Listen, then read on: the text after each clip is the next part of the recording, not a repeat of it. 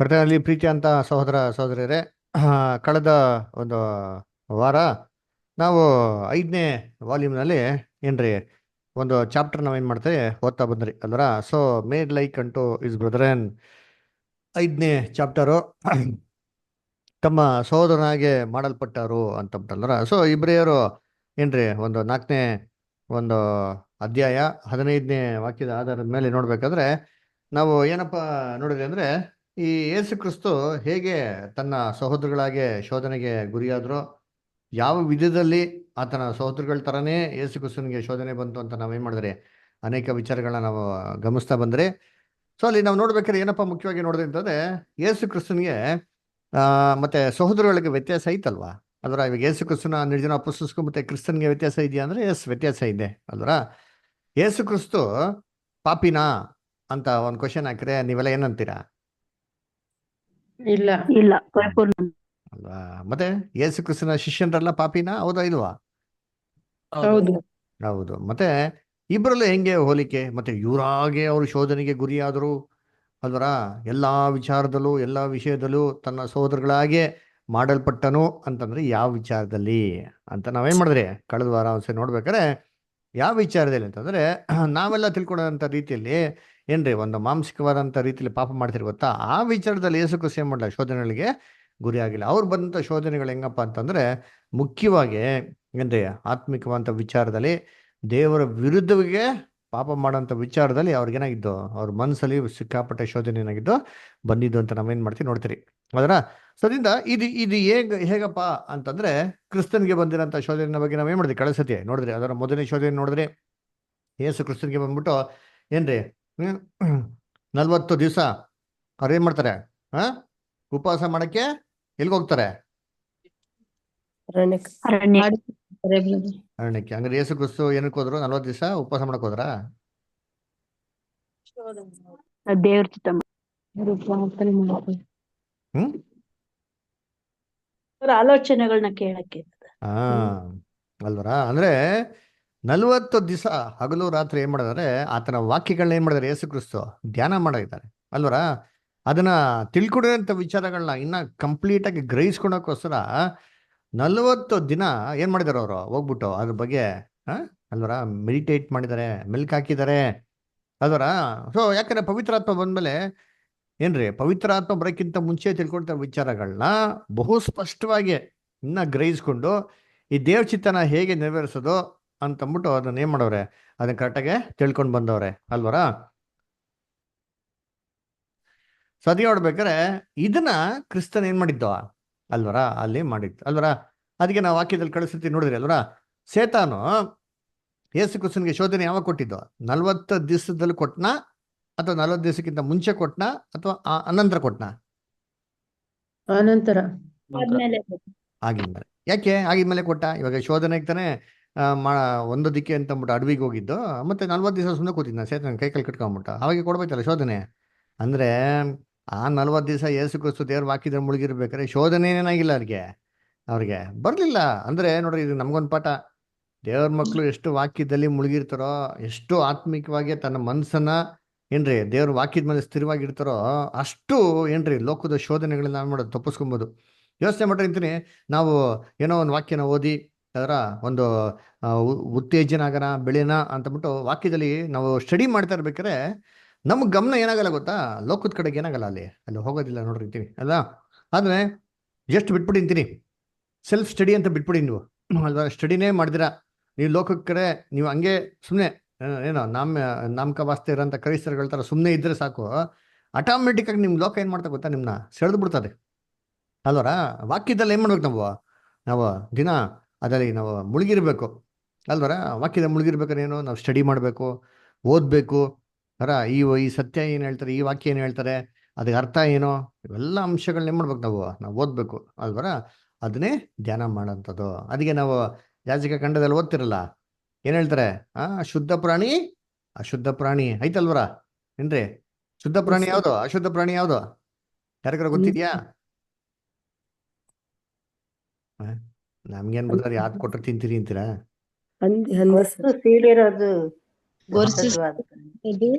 Very good.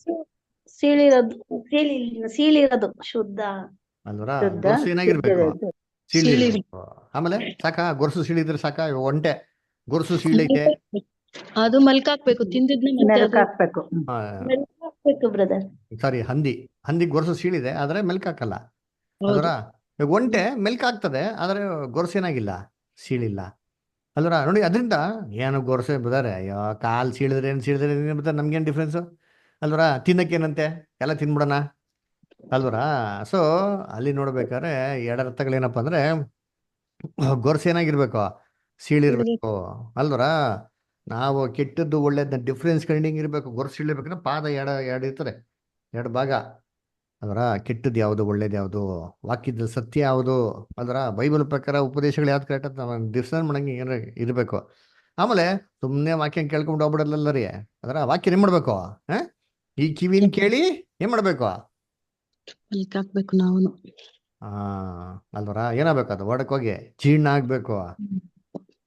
ಪ್ರಕಟಣೆ ಪುಸ್ತಕದಲ್ಲಿ ಹೇಳ್ತಾರಲ್ಲ, ದೇವ್ರೇ ನಿನ್ನ ಪುಸ್ತಕ ಅಂತ ತಗೊಂಡೆ, ನಿನ್ನ ಪುಸ್ತಕ ಏನ್ ಮಾಡ್ದಾನೋ ನಾನು ತಿಂದೆ, ಅದು ಬಾಯಿನಲ್ಲಿ ಇರ್ಬೇಕು, ಹೆಂಗಿತ್ತಂತೆ ಜೇನಿನ ಇತ್ತು ಸತ್ತು. ಏನು ತುಪ್ಪ ಥರ ಇತ್ತು. ವಾಕ್ಯ ಸಿಹಿ ಇದೆ, ಒಳಗಡೆ ಹೋಗ್ಬೇಕು.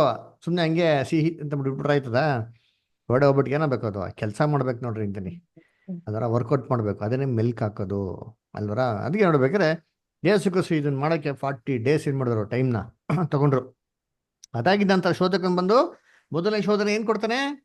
ಏನ್ ಮಾಡಿ ಅಂತಂತಾನೆ, ನೀನು ಕಲ್ಲುಗಳನ್ನು ರೊಟ್ಟಿ ವೆರಿ ಗುಡ್, ಕಲ್ಗಳನ್ನ ರೊಟ್ಟಿ ಮಾಡಿ ತಿನ್ನು ಅಂತ ಹೇಳ್ತಾರಲ್ವರ. ಯೇಸು ಕ್ರಿಸ್ತು ಮಾಡ್ಬಿಟ್ರಾ? ಇಲ್ಲ. ಯಾಕೆ ಇಲ್ಲ. ಮಾಡ? ಒಳ್ಳೇದಲ್ವಾ, ಹೊಟ್ಟೆ ಶೀತ ಇದೆ, ಊಟ ತಿನ್ನೋದು ಒಳ್ಳೇದಲ್ವಾ, ಯಾಕೆ ಮಾಡ್ಲಿಲ್ಲ? ಆ ರೊಟ್ಟಿ ತಿಂದ ಮಾತ್ರಕ್ಕೆ ಮನುಷ್ಯ ಬದುಕಲ್ಲ, ದೇವ್ರ ಬಾಯಿಂದ ಬರೋ ಮಾತಿನಿಂದ ಬದುಕ್ತಾನೆ ಅಂತ ಹೇಳ್ತಾರೆ ದೇವ್ರ ವಾಕ್ಯದಲ್ಲಿ. ಅದಕ್ಕೆ ತಿನ್ಲಿಲ್ವಾ? ಏನಕ್ಕೆ ತಿನ್ಲಿಲ್ಲ? ಕಳೆದ ಬಿಡ ನೋಡ್ದಲ್ಲ, ನೋಡ್ರ ಯಾರು ಮೆಲ್ಕ್ ಹಾಕಿಲ್ಲ. ಎಲ್ಲ ತಿನ್ಬಿಟ್ಟು ಈ ಕಿವಿನ ಕೇಳ್ಬಿಟ್ಟು ಆ ಕಿವಿನ ಬಿಟ್ಬಿಟ್ಟಿದ್ದೀರಾ ಅಲ್ಲರ. ಏನಪ್ಪ ಅಂತಂದ್ರೆ ಏನ್ರಿ ವಾಕ್ಯ ಏನ್ರಿ ಯೇಸು ಕ್ರಿಸ್ತು ಏನಂತ ಉತ್ತರ ಕೊಟ್ರು ಅಂತಂದ್ರೆ ಏನ್ರಿ, ದೇವರು ಕೊಟ್ಟಿರೋಂಥ ಪವಿತ್ರಾತ್ಮನ ಸ್ವಾರ್ಥಕ್ಕಾಗಿ ಉಪಯೋಗಿಸ್ಕೊಂಬಾರ್ದು ಅಂತ ಅಲ್ರ. ಇವಾಗ ಯೇಸು ಕ್ರಿಸ್ತನಿಗೆ ದೇವ್ರ ಪವಿತ್ರಾತ್ಮ ಕೊಟ್ಟಿದ್ದು ಏನಕ್ಕೆ?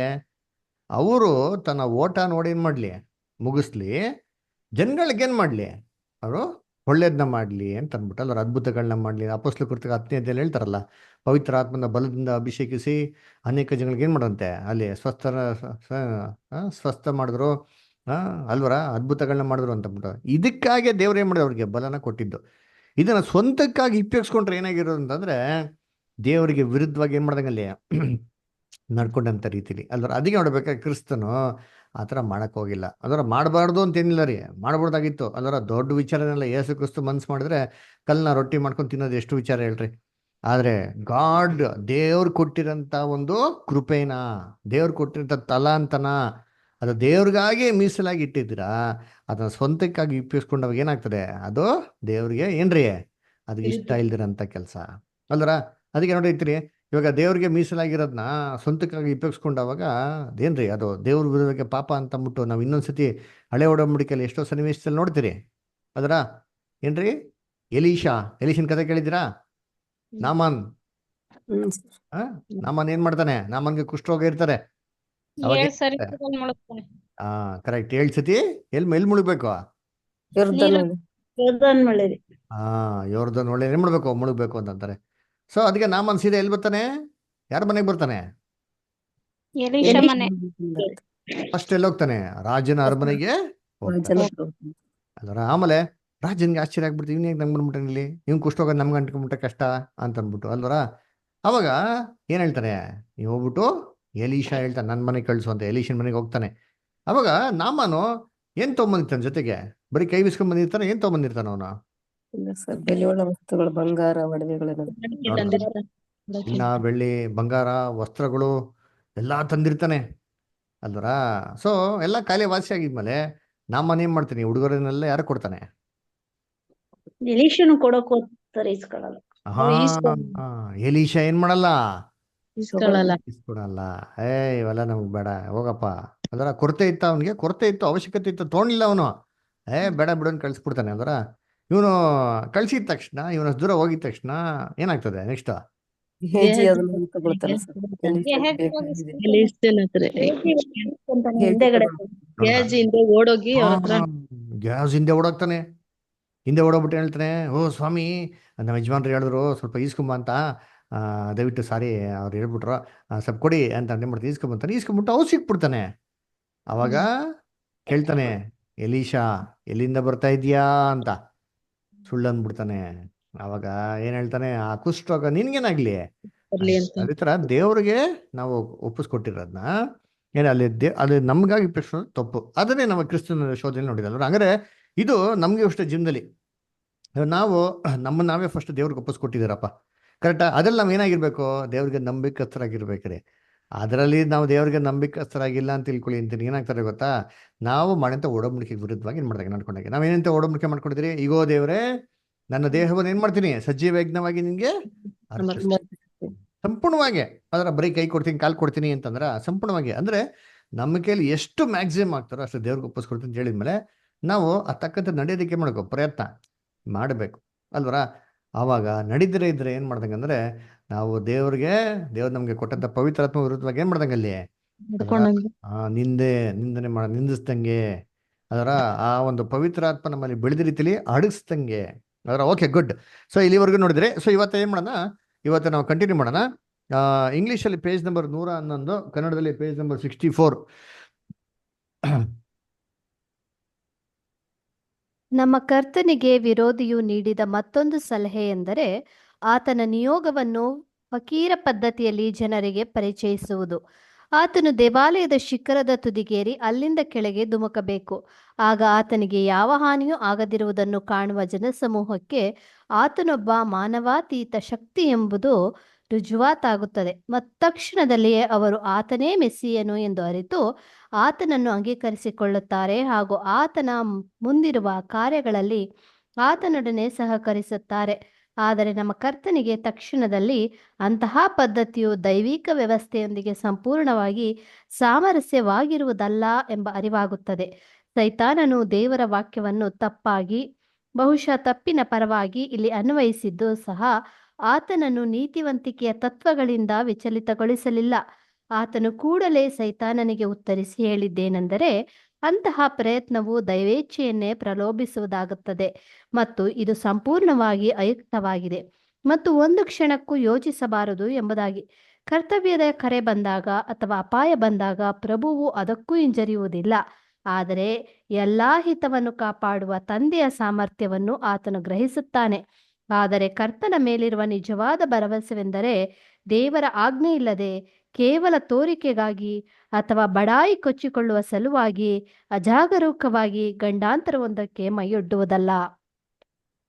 Thank you. ಸೊ ಅದಕ್ಕೆ ನೋಡ್ಬೇಕಾದ್ರೆ ಕರ್ತನಲ್ಲಿ ಪ್ರೀತಿ ಅಂತ ಸಹೋದರ ಸಹೋದರಿಯರೇ, ಏನಪ್ಪ ಹೇಳ್ತಾನೆ ಅಂತಂದ್ರೆ, ಈ ಒಂದು ಶೋಧನೆ ಅಂತ ಆಗಿದ ತಕ್ಷಣ ಸೇತಾನ ಏನ್ ಮಾಡ್ತಾನೆ, ಓಹೋ ಹಿಂಗ್ ಉತ್ತರ ಕೊಟ್ಬಿಟ್ರಲ್ವಾ, ಸರಿ ಏನ್ ಮಾಡೋಣ ಅಂತ ಅಂದ್ಬಿಟ್ಟು ಎರಡನೇ ಶೋಧನೆ ಕೊಡ್ತಾನೆ. ಎರಡನೇ ಶೋಧನೆ ಹೇಗೆ ಕೊಡ್ತಾನೆ ನೋಡಿ, ಓದನ ವಾಕ್ಯ ಎಲ್ಲಿ ಅಂತಂದ್ರೆ ಮತ್ತಾಯ ಬರೆದಂತ ಸುವಾರ್ತೆ 4ನೇ ಅಧ್ಯಾಯದಲ್ಲಿ 5ನೇ ವಾಕ್ಯ ಮತ್ತೆ 6ನೇ ವಾಕ್ಯ. ಆಗ ಸೈತಾನನು ಆತನನ್ನು ಪರಿಶುದ್ಧ ಪಟ್ಟಣಕ್ಕೆ ಕರಕೊಂಡು ಹೋಗಿ ದೇವಾಲಯದ ಶಿಖರದ ಮೇಲೆ ನಿಲ್ಲಿಸಿ ಆತನಿಗೆ, ನೀನು ದೇವರ ಮಗನಾಗಿದ್ದರೆ ಕೆಳಗೆ ಧುಮುಕು. ಆತನು ನಿನ್ನ ವಿಷಯವಾಗಿ ತನ್ನ ದೂತರಿಗೆ ಅಪ್ಪಣೆ ಕೊಡುವನು. ನಿನ್ನ ಕಾಲು ಕಲ್ಲಿಗೆ ತಗಲಿತೆಂದು ಅವರು ನಿನ್ನನ್ನು ಕೈಗಳಲ್ಲಿ ಎತ್ತಿಕೊಳ್ಳುವರು ಎಂಬುದಾಗಿ ಬರೆದದ್ದೇ ಎಲ್ಲ ಎಂದು ಹೇಳಿದನು. ನೋಡ್ರಾ, ಯಾವಾಗ ಫಸ್ಟ್ ಒಂದು ಶೋಧನೆ ಯೇಸು ಕ್ರಿಸ್ತು ಜಯಿಸ್ಬಿಡ್ತಾರೋ ಸೇತಾನ ಏನ್ ಮಾಡ್ತಾನೆ, ಎರಡನೇ ಶೋಧನೆ ಕೊಡ್ತಾನೆ. ಹೇಗಪ್ಪ ಕೊಟ್ಟ ಅಂದ್ರೆ ವಾಕ್ಯದಲ್ಲಿ ನೀವು ಗಮನಿಸಿದ್ರೆ ಏನ್ ಹೇಳ್ತಾನೆ, ಯೇಸು ಕ್ರಿಸ್ತನ ದೊಡ್ಡ ಏನ್ರಿ ಪರಿಶುದ್ಧವಾಗಿರಂತ ಪಟ್ಟಣದಲ್ಲಿ ಏನ್ರಿ ಆಲಯದಲ್ಲಿ ಇರುವಂತ ಶಿಖರಕ್ಕೆ ಏನ್ ಮಾಡ್ತಾನೆ, ಅವನು ಕರ್ಕೊಂಡು ಹೋಗ್ತಾನೆ. ಅಲ್ರ ಹೆಂಗ್ ಕರ್ಕೊಳೋದ ಸೇತಾನು ಯೇಸು ಕ್ರಿಸ್ತು ಹೆಂಗ್ ಕರ್ಕೊಳೋದ, ಬನ್ನಿ ಸರ್ ಹೋಗೋಣ ಸರ್ ಸ್ವಲ್ಪ ಟೆಂಪಲ್ ಮೇಲೆ ನೋಡ್ಕೊಂಡ್ ಬರೋಣ ಅಂತ ಕರ್ಕೊಂಡೋದ್ನ. ಲಿಟ್ರಲ್ ಆಗಿ ಹೋದ್ನಂಗೆ ಯೇಸು ಕ್ರಿಸ್ತು ಮೆಟ್ಲತ್ಕೊಂಡು ಹೋದ್ರ ಮೇಲಿಕೆ. ಇಲ್ಲ ಸರ್, ದೇವರಾತ್ಮ ಅಯ್ಯೋ, ಯಾವಾಗ ನೋಡಿದ್ರು ಈ ಪವಿತ್ರ ಆತ್ಮ ಹೇಳಿ ಹೇಳಿ ಕೇಳಿ ಕೇಳಿ ಕೇಳಿ ದೇವರಾತ್ಮ ಹೆಂಗೆ ಗೊತ್ತಾ, ಆಲೋಚನೆ ಅಲ್ವರ. ನೋಡಿ ನಾವು ಇಲ್ಲೇ ಕೂತಿರ್ತೀರಿ, ಪಾಠ ಕೇಳ್ತಾ ಇರ್ತೀರಿ, ಟಕ್ ಅಂತ ನಮ್ಮ ಮೈಂಡ್ ಎಲ್ಗೋಗ್ಬಿಡ್ತದೆ, ಅಮೇರಿಕಾಗೆ ಹೋಗ್ಬಿಡ್ತದೆ, 2 ಸೆಕೆಂಡ್ ಬಿಟ್ಟರೆ ಲಂಡನ್ಗೆ ಹೋಗ್ಬಿಡ್ತದೆ, ಜಪಾನ್ಗೆ ಹೋಗಿ ರಿಟರ್ನ್ ಆಗಿ ವಾಪಸ್ ಬೆಂಗಳೂರಿಗೆ ಏನತ್ತದೆ ಬರ್ತದೆ, ಹೋಯ್ತೀರಾ ಇಲ್ವೋ? ನಮ್ಮ ಆಲೋಚನೆಯಲ್ಲಿ ಹೋಗ್ಬೋದಾ ಇಲ್ವಾ 2 ಸೆಕೆಂಡಲ್ಲಿ? ಹೋಗ್ಬೋದು. ಹೌದು. ಇದೇ ಅಲ್ವರ ಆಲೋಚನೆಗಳಲ್ಲೇ ಅಲ್ವರ. ಅದೇ ಏನ್ರಿ, ಆಲೋಚನೆಗಳಲ್ಲಿ ಸೇತಾನ ಏನ್ ಮಾಡೋಣ, ಯೇಸು ಕ್ರಿಸ್ತನ ಮನಸ್ಸಲ್ಲಿ ಮಾಡೋ ಆಲೋಚನೆಗಳನ್ನ ಕೊಟ್ಟವನೆ. ಅವಾಗ ಏನಂತ ಆಲೋಚನೆ ಕೊಟ್ಟ ಅಂತಂದ್ರೆ ಏನ್ರಿ, ಆ ನಮ್ಮ ಬ್ರದರ್ ಹೇಳ್ಬೇಕಾರೆ ಹೇಳ್ತಾರೆ ಫಕೀರ್ನ ಮೆಥಡ್ ಅಂತ ಹೇಳ್ತಾರೆ ಅಲ್ವರ. ಏನಂದ್ರೆ ಫಕೀರ್ ಅಂತಂದೇನೋ ಇತ್ತಲ್ಲ, ಈ ಋಷಿ ಮುನಿಗಳು, ಫಕೀರ್ಗಳು, ಸ್ವಾಮೀಜಿಗಳು ಅದರ ಅವರೆಲ್ಲ ಮಾಡೋದೆಂಥ ಕೆಲಸಗಳು ಅಂತಂದ್ರೆ, ಇವರು ದೇವರಿಗೆ ಅತಿ ಪ್ರಿಯ, ತುಂಬಾ ಫೇವರೇಟ್ ಅಂತ ನೋಡ್ಸ್ಕೊಳಕೋಸ್ಕರ ದೊಡ್ಡ ದೊಡ್ಡ ಕೆಲಸಗಳು ಏನ್ ಮಾಡೋದು ಅಲ್ವರ. ಅದನ್ನ ನೋಡ್ಬಿಟ್ಟು ಜನಗಳು ಏನ್ ಮಾಡೋದು, ಅಯ್ಯೋ ಇಷ್ಟೆಲ್ಲ ಆಗ್ತದೆ ಅಂತಂದ್ರೆ ಇವ್ರು ನಿಜವಾಗ್ಲೂ ದೇವ್ರ ಭಕ್ತರಪ್ಪ, ಇವ್ರು ವಿಶೇಷವಾದರು ಅಂತ ಅವ್ರಿಗೆ ಮಾಡೋದು, ಸ್ಪೆಷಲ್ ಆಗಿ ಒಂಥರ ರೆಸ್ಪೆಕ್ಟ್ ಪಡ್ಕೊಳೋ ಥರ ಮಾಡೋದು ಅಲ್ವರ.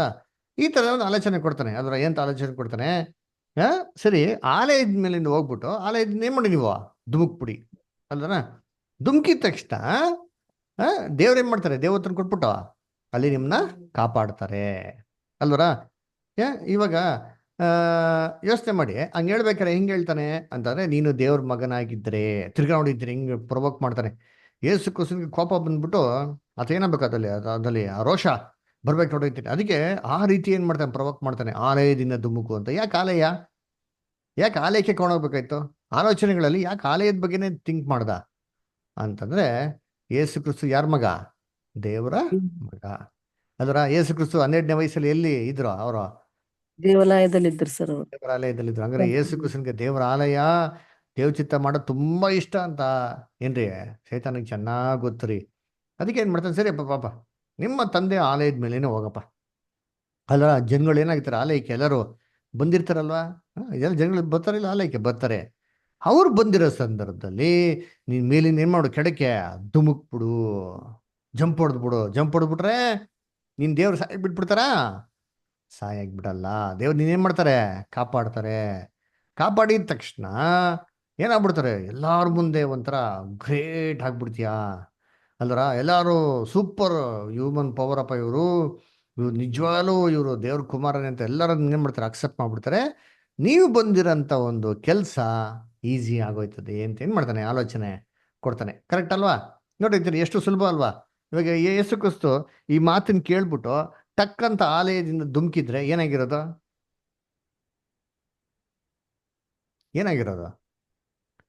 ಸೇತಾನ್ ಮಾತು ಕೇಳ್ಬಿಟ್ಟು ಯೇಸು ಕ್ರಿಸ್ತು ಆಲಯದ ಮೇಲಿಂದ ಜಂಪ್ ಹೊಡೆದಿದ್ರೆ ಏನಾಗಿರೋದು? ದೇವರಿಗೆ ವಿರುದ್ಧವಾದ ಕಾರ್ಯ ಆಗ್ತಿತ್ತು ಸರ್.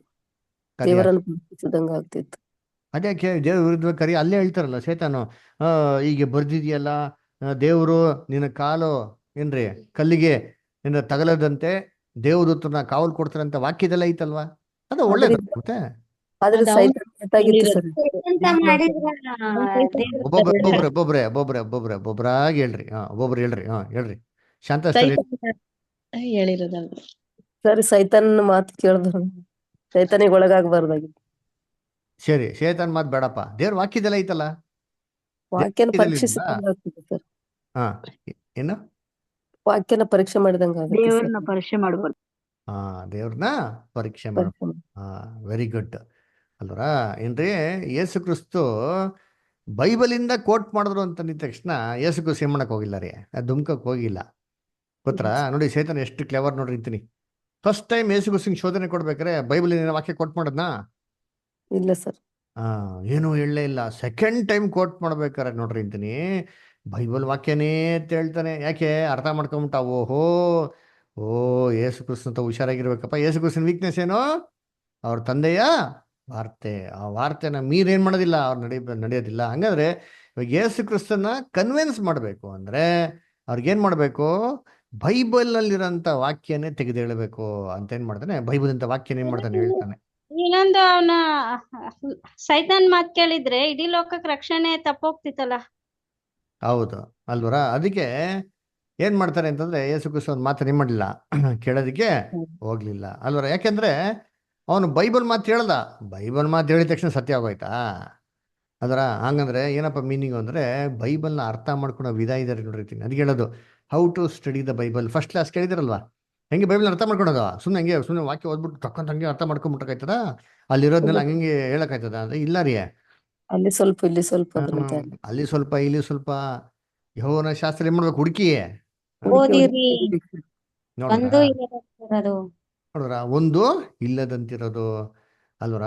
ಎಲ್ಲದಕ್ಕೂ ಜೋಡಿ ಇದೆ, ಎಲ್ಲದಕ್ಕೂ ಅರ್ಥ ಇದೆ, ಸುಮ್ಮನೆ ಹಂಗೆ ಅಲ್ಲ ಅಲ್ವರ. ಹಂಗಾರೆ ಇಲ್ಲಿ ದೇವ್ರ ವಾಕ್ಯದಲ್ಲಿ ಹೇಳ್ತಾರೆ ಖಂಡಿತವಾಗೂ, ನಿಮ್ಮ ಕಾಲು ಕಲ್ಲಿಗೆ ತಗಲದಂತೆ ದೇವರು ಕಾವದೂತರು ಕೊಡ್ತಾನೆ ಅಂತ ಹೇಳ್ತಾರೆ. ಹಂಗಂತಂದ್ಬಿಟ್ಟು ಏನ್ರಿ ಆಲಿ ದುಮ್ಕುರಿ ದೇವ್ರು ನಮ್ಗೆ ಕಾಪಾಡ್ತಾರ?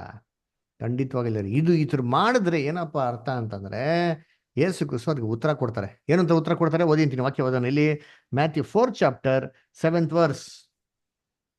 ಇನ್ನು ದೇವರಾಗಿರುವ ಕರ್ತನನ್ನು ಪರೀಕ್ಷಿಸಬಾರದು ಎಂಬುದಾಗಿ ಸಹ ಬರೆದದೆ ಅಂದನು. ನೋಡ್ರ, ಹಂಗಾರೆ ಏನರ್ಥ? ಯೇಸು ಕ್ರಿಸ್ತು ಏನ್ ಹೇಳ್ರು? ನೋಡಪ್ಪ, ನೀನು ವಾಕ್ಯನ ತಪ್ಪಾಗಿ ಅರ್ಥ ಮಾಡ್ಕೊಂಡಿದ್ಯಾ, ಇಂಟರ್ಪ್ರಿಟೇಷನ್ ರಾಂಗ್ ಅಲ್ವರ. ಅದು ತಪ್ಪಾದ ಅಪ್ಲಿಕೇಶನ್. ಸರಿಯಾದ ಅಪ್ಲಿಕೇಶನ್ ಏನಪ್ಪ ಅಂತಂದ್ರೆ ಬೈಬಲಲ್ಲಿ ಏನ್ ಬರೆದಿದೆ, ವಾಕ್ಯಕ್ಕೆ ಏನಾಗಬೇಕು? ಉತ್ತರ ಕೊಟ್ಟು ನೋಡ್ಬೇಕು ಅಲ್ವರ. ಒಂದು ಪ್ರಶ್ನೆ ಇತ್ತು ಅಂದ್ರೆ ಉತ್ತರ ಇದೆ, ಎಲ್ಲವೂ ಜೊತೆಯಾಗಿರ್ತದೆ ಅಂದ್ರೆ ದೇವ್ರನ್ನ ಪರೀಕ್ಷೆ ಮಾಡಬಾರ್ದು ಅಂತ ಕೂಡ ಹೇಳಿದ್ಯಲ್ಲ ಅಂತ ಹೇಳ್ತಾರೆ. ಹಂಗಾರೆ ಏನ್ ಮೀನಿಂಗು? ನಾವು ದೇವ್ರನ್ನ ಪರೀಕ್ಷೆ ಮಾಡೋ ಥರ ಏನ್ರಿ ಮಾಡಕ್ ಹೋದ ಅಂತಂದ್ರೆ ಆ ವಿಚಾರಗಳಲ್ಲಿ ದೇವ್ರು ಖಂಡಿತವಾಗೂ ನಮ್ಮನ್ನ ಏನ್ ಮಾಡಲ್ಲ, ಕಾಪಾಡೋದಿಕ್ಕೆ ಹೋಗೋದಿಲ್ಲ ಅಲ್ವ. ಅದಕ್ಕೆ ಬೈಬಲ್ನ ಪ್ರಾಪರಾಗಿ ಅರ್ಥ ಮಾಡ್ಕೊಂಡು ನೋಡಿ. ಸೇತಾನ ಬೈಬಲ್ನ ಅರ್ಥ ಮಾಡ್ಕೊಂಡವನೆ, ಅರೆ ಪ್ರಾಪರಾಗಿ ಅರ್ಥ ಮಾಡ್ಕೊಳೋಣ ಇಲ್ಲ ರೀ, ಅದೇ ಪ್ರಾಬ್ಲಮ್ ಅಲ್ವರ. ಏನ್ರಿ ಅದಕ್ಕೆ ಸೇತಾನ ಹೋಗ್ತಾರಂತೆ ಎಲ್ಲ ಸಭೆಗಳಿಗೆ ಗೂಬೆ ಕೊಂಡಿಸ್ಬಿಟ್ಟಾನ ಕ್ಲೀನಾಗಿ. ಬೈಬಲ್ನೇ ಕೊಟ್ಟಾನ ಕೈನ, ಬೈಬಲ್ನ ಇರೋದೇ ಹೇಳೋದು ಎಲ್ಲರೂ. ಆದ್ರೆ ಏನ್ರಿ ತಪ್ಪ ಆ ರೀತಿಯಲ್ಲಿ ಏನ್ ಮಾಡೋದು ಹೇಳೋದು ಅಲ್ವ. ಅದು ಅವ್ರಿಗೆ ಹಿಂಗೆ ಅನ್ಸ್ಬಿಡುತ್ತೆ, ಅಯ್ಯೋ ಇದೇ ಸರಿ ಕರೆಕ್ಟ್ ಅಪ್ಪ ತಲೆ ಹೊಡೆದಂಗೆ ಹೇಳ್ತಾನೆ ನೋಡ್ರಿ ನೀವು ಸುಳ್ಳು. ಯೇಸು ಕ್ರಿಸ್ತು ಹೇಳ್ತಾರಲ್ಲ ಏನ್ರಿ, ಅವ್ನು ಸುಳ್ಳಾಡ್ಬೇಕು. ಹೆಂಗ್ ಸುಳ್ಳಾಡ್ತಾನೆ? ಏನ ಸ್ವಾಭಾವಿಕವಾಗಿ ಅದರ ಇಷ್ಟ ಬಂದಂತ ರೀತಿ ಸುಳ್ಳಾಡ್ತಾನೆ ನೋಡಿರ್ತೀನಿ. ಅವ್ನಿಗೆ ಹೇಳ್ಕೊಡ್ಬೇಕು ಸುಳ್ಳು ಹೇಳೋದು. ಪಾಪ ಸುಳ್ಳಿಗೆ ತಂದೆ, ಈಸ್ ಅ ಇನ್ವೆಂಟರ್. ಅದರ ಫಸ್ಟ್ ಇನ್ವೆನ್ಷನ್ ಮಾಡಿದ್ದ ಅವನು ಅಲ್ವರ. ಸೊ ಹಂಗಿರ್ಬೇಕಾರೆ ಅದಕ್ಕೆ ಸೇರಿದ್ರೆ ಪ್ರಾಪರ್ನ ಅಪ್ಲೈ ಮಾಡಬೇಕು, ವಾಕ್ಯನ ಕರೆಕ್ಟಾಗಿ ಅಪ್ಲೈ ಮಾಡ್ಕೊಂಡು ಓದಬೇಕು ಅಂತ ಅಲ್ವರ. ಅದರಿಂದ ನೋಡ್ಬೇಕಾರೆ ಏನ್ರಿ, ನಾವು ದೇವ್ರನ್ನ ಶೋಧನೆ ಮಾಡ್ತಾರೆ ಯಾವ್ದಾರ ಒಂದು ಕೆಲಸಗಳನ್ನ ಮಾಡಿದ್ರೆ ಏನ್ರಿ, ದೇವ್ರನ್ನ ಪರೀಕ್ಷೆ ಮಾಡಿ ನೋಡೋಣ ಅಂತಂದ್ರೆ ಆ ವಿಚಾರಗಳಲ್ಲಿ ಏನ್ರಿ ದೇವ್ರ ನಮ್ಮನ್ನು ಯಾವತ್ತೂ ಕಾಪಾಡಲ್ಲ ರೀ ಅಲ್ವರ. ಏನ್ರಿ, ಯೆಹೋವನ ಕೀರ್ತನೆ 91:1 ಹೇಳ್ತಾರಲ್ಲ ಏನ್ರಿ, ಪರಾತ್ಪರನ ಮೊರೆ ಹೊಕ್ಕಿದವನು ಸರ್ವಶಕ್ತನ ಆಶ್ರಯದಲ್ಲಿ ಸುರಕ್ಷಿತವಾಗಿರ್ತಾನೆ ಅಲ್ವರ. ಸುರಕ್ಷಿತವಾಗಿರ್ತಾನೆ. ಅಲ್ಲ, ಸುರಕ್ಷಿತವಾಗಿದ್ದೀರಿ, ಪರೀಕ್ಷೆ ಮಾಡಿ ನೋಡೋಣ ಇದು ನಿಜವಲ್ಲೂ ಕರೆಕ್ಟಾಗಿ ಇದೀನೋ ಇಲ್ವೋ, ಸುರಕ್ಷಿತವಾಗಿ ಇರ್ತೀನೋ ಇಲ್ಲೋ ಅಂತ ಅಂದ್ಬಿಟ್ಟು ಹೋಗು. ಲಾರಿ ಬರ್ತಾ ಇದೆ, ನಾನು ಫಾಸ್ಟಾಗಿ ಹೋಯ್ತೀನಿ, ಲಾರಿ ಕೆಡೆ ಹೋಯ್ತೀನಿ ಅಂದ್ರೆ ಏನಾಯ್ತದೆ? ಹೋಗ್ತೀರಾ ಅಷ್ಟೇ. ದೇವ್ರು ನಮ್ಮನ್ನೆಲ್ಲ ಕಾಪಾಡಲ್ಲ ರೀ. ಬುದ್ಧಿ ಜ್ಞಾನ ಏನ್ ಮಾಡಕ್ಕೆ ಉಪಯೋಗಿಸ್ಬೇಕು ಅಲ್ವರ. ನಮಗೇನಾದ್ರು ಆಕಸ್ಮಿಕವಾಗಿ ಏನ್ರಿ ನಾವು ಹೋಗ್ತಾ ಇರೋಂಥ ಸಂದರ್ಭದಲ್ಲಿ ಅಥವಾ ಕಾವಲು ಕೊಟ್ಟಿರೋ ಸಂದರ್ಭದಲ್ಲಿ ನಮ್ಗೆ ಏನೋ ತೊಂದರೆ ಆಗ್ತಿಲ್ಲ, ದೇವ್ರೇ ಮಾಡ್ತಾರೆ, ಖಂಡಿತವಾಗೋ ಕಾಪಾಡ್ತಾರೆ. ಆದ್ರೆ ದೇವ್ರನ್ನ ನಾವು ಪರೀಕ್ಷೆ ಮಾಡೋಂಥ ಸಂದರ್ಭದಲ್ಲಿ ದೇವ್ರು ನಮ್ಮನ್ನ ಕಾಪಾಡ್ತಾರೆ ಅಂತ ನಾವು ಯಾವತ್ತೂ ಏನ್ ಮಾಡಕ್ ಹೋಗ್ಬಾರ್ದು, ಇದು ನೋಡಕ್ಕೆ ಹೋಗ್ಬಾರ್ದು ಅಲ್ವರ. ಅದರಿಂದ ಕರ್ತನಲ್ಲಿ ಪ್ರೀತಿ ಅಂತ ಸೊಗಳೆ ಇದರಲ್ಲಿ ನೋಡ್ಬೇಕಾಗಿರೋದು ಏನ್ರಿ, ನಾವು ಇದನ್ನೇ ನೋಡೋದು ಅಲ್ಲ. ಯೇಸು ಕ್ರಿಸ್ತು ಯಾಕಪ್ಪ ಮಾತನ್ನು ಒಪ್ಕೊಂಡಿಲ್ಲ ಅಂತಂದ್ರೆ, ಇವರನ್ನ ಮಾತನ್ನು ಒಪ್ಕೊಂಡಿಲ್ಲ ಅಂತಂದ್ರೆ ಏನ್ರಿ, ಮೊದಲು ಸೇತಾನ ಮಾತನ್ನು ಕೇಳದಂತೆ, ಎರಡನೇದು ವಾಕ್ಯದ ಮುಖಾಂತರ ಇದ್ರೂ ಸರಿ ಅದನ್ನ ನೆರವೇರ್ಸಕ್ಕೆ ಹೋಗಿದ್ದಂತ ಏನಾಗಿರೋ ಅಂದ್ರೆ ದೇವ್ರನ್ನೇ ತಾವು ಏನ್ ಮಾಡ್ದಂಗೆ ಶೋಧನೆ ಮಾಡದಂತೆ ರೀತಿಲಿ ಅದರ. ಅದರಿಂದ ದೇವ್ರನ್ನ ಶೋಧನೆ ಮಾಡಕ್ ಹೋಗಿದ್ದಂತಂದ್ರೆ ಖಂಡಿತವಾಗೂ ದೇವರು ಆತನ ಏನ್ ಮಾಡ್ತಾ ಇರಲಿಲ್ಲ, ಕುಮಾರ ಆಗಿದ್ರು ಸರಿ ಆತನ ರಕ್ಷಿಸ್ತಾ ಇರಲಿಲ್ಲ. Okay, good. Okay, next paragraph ಅದನ್ನ. ನೆಕ್ಸ್ಟ್ ಪ್ಯಾರಾಗ್ರಾಫ್ ಯಾರು ಓದ್ತೀರಾ? ಓದ್ತೀನಿ ಬ್ರದರ್. ಅನಿತಾ ಅಷ್ಟು ಓದಿ. ಕರ್ತನ ಸಹೋದರರಿಗೆ ಈ ದಶೆಯಲ್ಲಿಯೂ ಕೂಡ ಪ್ರಲೋಭನೆಗಳು ಉಂಟಾಗುತ್ತವೆ. ಅಂಥವರು ಅವರ ರಕ್ಷಣಾ ನಾಯಕನು ನೀಡಿರುವ ಈ ಪಾಠವನ್ನು ಮತ್ತು ಉದಾಹರಣೆಯನ್ನು ನೆನಪಿನಲ್ಲಿಟ್ಟುಕೊಳ್ಳುವ ಅಗತ್ಯವಿದೆ. ಆಜ್ಞಾಪನೆ ಇಲ್ಲದೆ ಗಂಡಾಂತರಕ್ಕೆ ನುಗ್ಗಿ ನಾವು ಕರ್ತನ ಸದಭಿಪ್ರಾಯಕ್ಕೆ ಪಾತ್ರರಾದ ಶಿಲುಬೆಯ ಧೀರ ಸೈನಿಕರು ಎಂಬುದನ್ನು ತೋರಿಸಲು ಪ್ರಯತ್ನಿಸಬಾರದು. ಪಿಶಾಚನ ಮಕ್ಕಳಿಗೆ ಹುಚ್ಚು ಸಾಹಸ ಕಾರ್ಯಗಳು ಅನುಚಿತವಾದುದು ಎಂದು ಬಹುಶಃ ತೋರಿ ಬರಲಾರದು. ಆದರೆ ಅವುಗಳು ದೇವರ ಮಕ್ಕಳಿಗೆ ತೀರಾ ಅಯೋಗ್ಯವಾದವುಗಳು. ಎರಡನೆಯವರಿಗೆ ಒಂದು ಯಥಾಸ್ಥಿತಿ ಇದೆ, ಅದಕ್ಕೆ ಇನ್ನೂ ಹೆಚ್ಚಿನ ಧೈರ್ಯ ಬೇಕಾಗುತ್ತದೆ. ಈ ಲೋಕವು ಶ್ಲಾಘಿಸಲಾರದ ಸಂಗತಿಗಳನ್ನು ಮಾಡುವಂತೆ ಅವರಿಗೆ ಕರೆ ನೀಡಲಾಗುವುದು. ಅವರು ಅದನ್ನು ಮೆಚ್ಚಿಕೊಳ್ಳುವುದು ಸಹ ಇಲ್ಲ. ಆದರೆ ಆಗಾಗ್ಗೆ ಕಿರುಕುಳ ಕೊಡುತ್ತಾರೆ. ಅವರು ಅಪಮಾನವನ್ನು ಮತ್ತು ಈ ಲೋಕದ ಧಿಕ್ಕಾರವನ್ನು ಸಹಿಸುವಂತೆ ಕರೆ ನೀಡಲಾಗಿದೆ.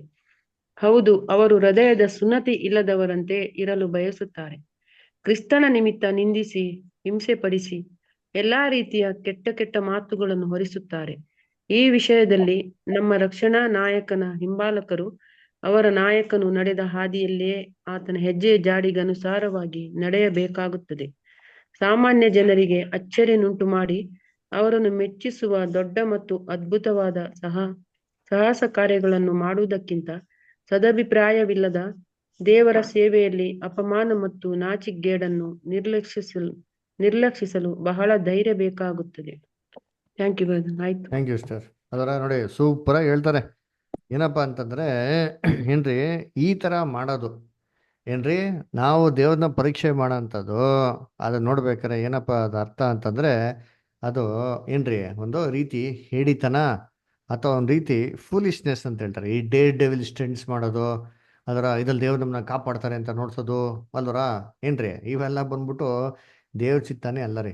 ಅದಕ್ಕೆ ನಾವು ಬೇಸಿಕ್ ಕ್ಲಾಸ್ ನೋಡ್ಬೇಕು ನೋಡಿಲ್ಲ, ಮಾರ್ಕ್ 16ನೇ ಅಧ್ಯಾಯ 9-20 ಹೇಳ್ತಾರಲ್ಲ, ಅವರು ವಿಷಭರಿತವಾದಂಥ ವಸ್ತುನ ಏನು ಕುಡಿದ್ರು ಅವ್ರಿಗೇನಾಗಲ್ಲ, ಸರ್ಪಗಳನ್ನ ಎತ್ತಿದ್ರು ಅವ್ರಿಗೇನಾಗೋದಿಲ್ಲ, ಅದರ ಯಾವ ಅಪಾಯಗಳಾಗೋದಿಲ್ಲ. ಇವೆಲ್ಲ ಬೈಬಲ್ನ ಇಲ್ವೇ ಇಲ್ಲ ರೀ. ಅದರ ಅದಕ್ಕೆ ನೋಡ್ಬೇಕಾದ್ರೆ ಕರ್ತನಲ್ಲಿ ಪ್ರೀತಿ ಅಂದ್ರೆ ನಾವು ಶೋಧನೆ ಮಾಡೋ ಥರ ಬಂದ್ಬಿಟ್ಟು ವಿಷಾನ್ ಕೊಡೋದು ಏನಾಗಲ್ಲ ಅಂತಂದ್ರೆ ಅದರ ಖಂಡಿತವಾಗೂ ಏನ್ರಿ ಇಲ್ವೇ ಇಲ್ಲ ರೀ. ಅದಕ್ಕೆ ನೋಡ್ಬೇಕಾದ್ರೆ ದೇವ್ರ ಮಕ್ಕಳು ಈ ಥರ ಯಾವುದೇ ರೀತಿಯ ಒಂದು ಏನ್ರಿ ಡೆವಿಲ್ ಆ್ಯಕ್ಟ್ಸು ಎಲ್ಲರ ಮುಂದೆ ತಮ್ಮ ಪೌರುಷ ನೋಡ್ಸ್ಕೊಳೋಂಥದ್ದು, ಎಲ್ಲರ ಮುಂದೆ ತಮ್ಮ ಸಾಮರ್ಥ್ಯ ನೋಡ್ಸ್ಕೊಳೋಂಥ ರೀತಿಯಲ್ಲಿ ಹೈಲೈಟ್ ಆಗೋ ಥರ ಎಲ್ಲರಿಗೂ ಒಂದು ಎಂತಾರೆ ಎಲ್ಲರ ಮುಂದೆ ಪ್ರಕಾಶವಾಗಿ ಕಾಣಿಸೋ ರೀತಿಯಲ್ಲಿ ಈ ಸ್ಟಂಟ್ಗಳ ಥರ ಮಾಡೋದು, ಇವೆಲ್ಲ ಕೆಲಸಗಳು ಏನು ಮಾಡೋದು, ಇವೆಲ್ಲ ಗಾಡ್ಸ್ ವಿಲ್ ಅಲ್ಲ. ಚಾಲೆಂಜ್ ಮಾಡ್ತಾರೆ ಗೊತ್ತಾ, ಈ ಚಾಲೆಂಜಿಂಗ್ ಸ್ಪಿರಿಟ್ ಅದರ ಏನ್ರಿ ಇವೆಲ್ಲ ಮಾಡೋದು ಯಾರ ಸ್ಪಿರಿಟ್ ಅಲ್ಲ, ಇದು ಗಾಡ್ ಸ್ಪಿರಿಟೇ ಅಲ್ವೇ ಅಲ್ಲ. ಅದರ ಅದನ್ನ ಕರ್ತನಲ್ಲಿ ಪ್ರೀತಿ ಅನ್ನೋಗಳೇ ನಮ್ಮ ನಿಜವಾದ ಒಂದು ಏನ್ರಿ ಒಂದು ಆಸಕ್ತಿ ಅಥವಾ ಭಕ್ತಿ ವೈರಾಗ್ಯ ಅಥವಾ ಪೌರುಷ ಅಂತ ಹೇಳ್ತಾರೆ ಗೊತ್ತಾ, ಅದನ್ನ ಎಲ್ಲಪ್ಪ ನೋಡಿಸ್ಬೇಕು ಅಂತಂದರೆ ನಮಗೆ ತುಂಬ ಅವಕಾಶಗಳಿದೆ. ಯಾವಾಗ ಅವಕಾಶಗಳಿದೆ, ಯಾವ ಸಂದರ್ಭದಲ್ಲಿದೆ ಅಂತಂದರೆ ಮತ್ತೊಬ್ಬರು ನಮಗೆ ಹಿಂಸೆ ಕೊಡೋ ವಿಚಾರದಲ್ಲಿ. ಅಲ್ರ ದೇವ್ರ ಮಕ್ಳಿಗೆ ಹಿಂಸೆ ಇರ್ತದಾ, ಅದರ ಇರ್ತಾರ ಹೋರಾಟಗಳಿರ್ತದ, ಎಸ್ ಇದ್ದೇ ಇರ್ತದೆ. ಯಾಕೆ ವಾಕ್ಯ ಓದಿ ಹೇಳ್ತಾರೆ, 2 ತಿಮೋತಿ 3:12 ಓದಿ. 2 ತಿಮೋತಿ 3ನೇ ಅಧ್ಯಾಯ 12ನೇ ವಾಕ್ಯ.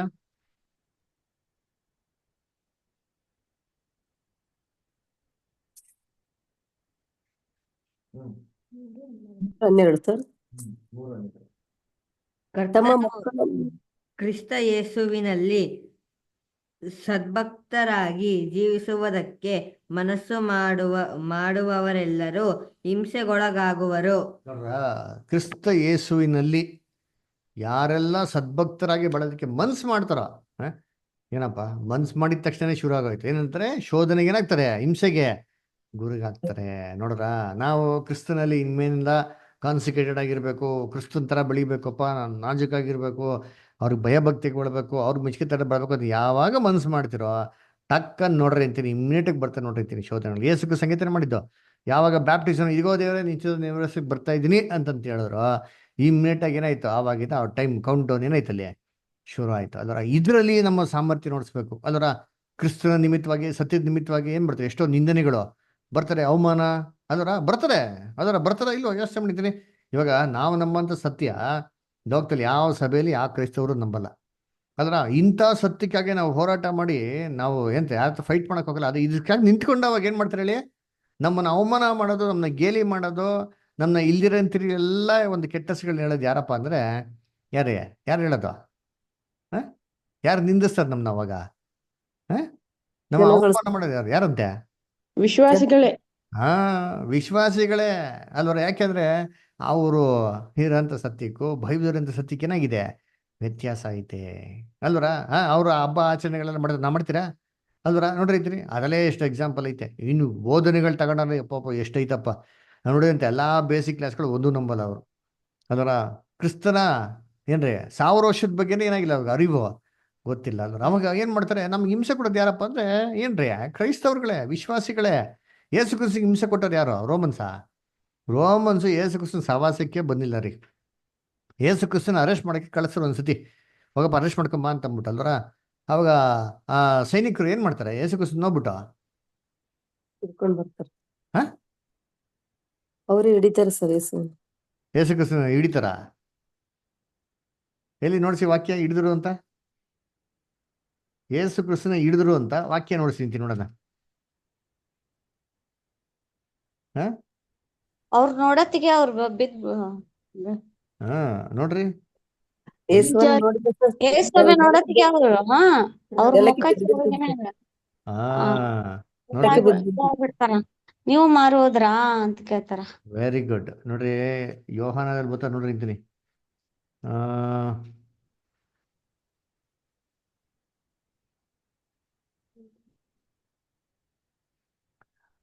John 7 chapter, John 7 chapter,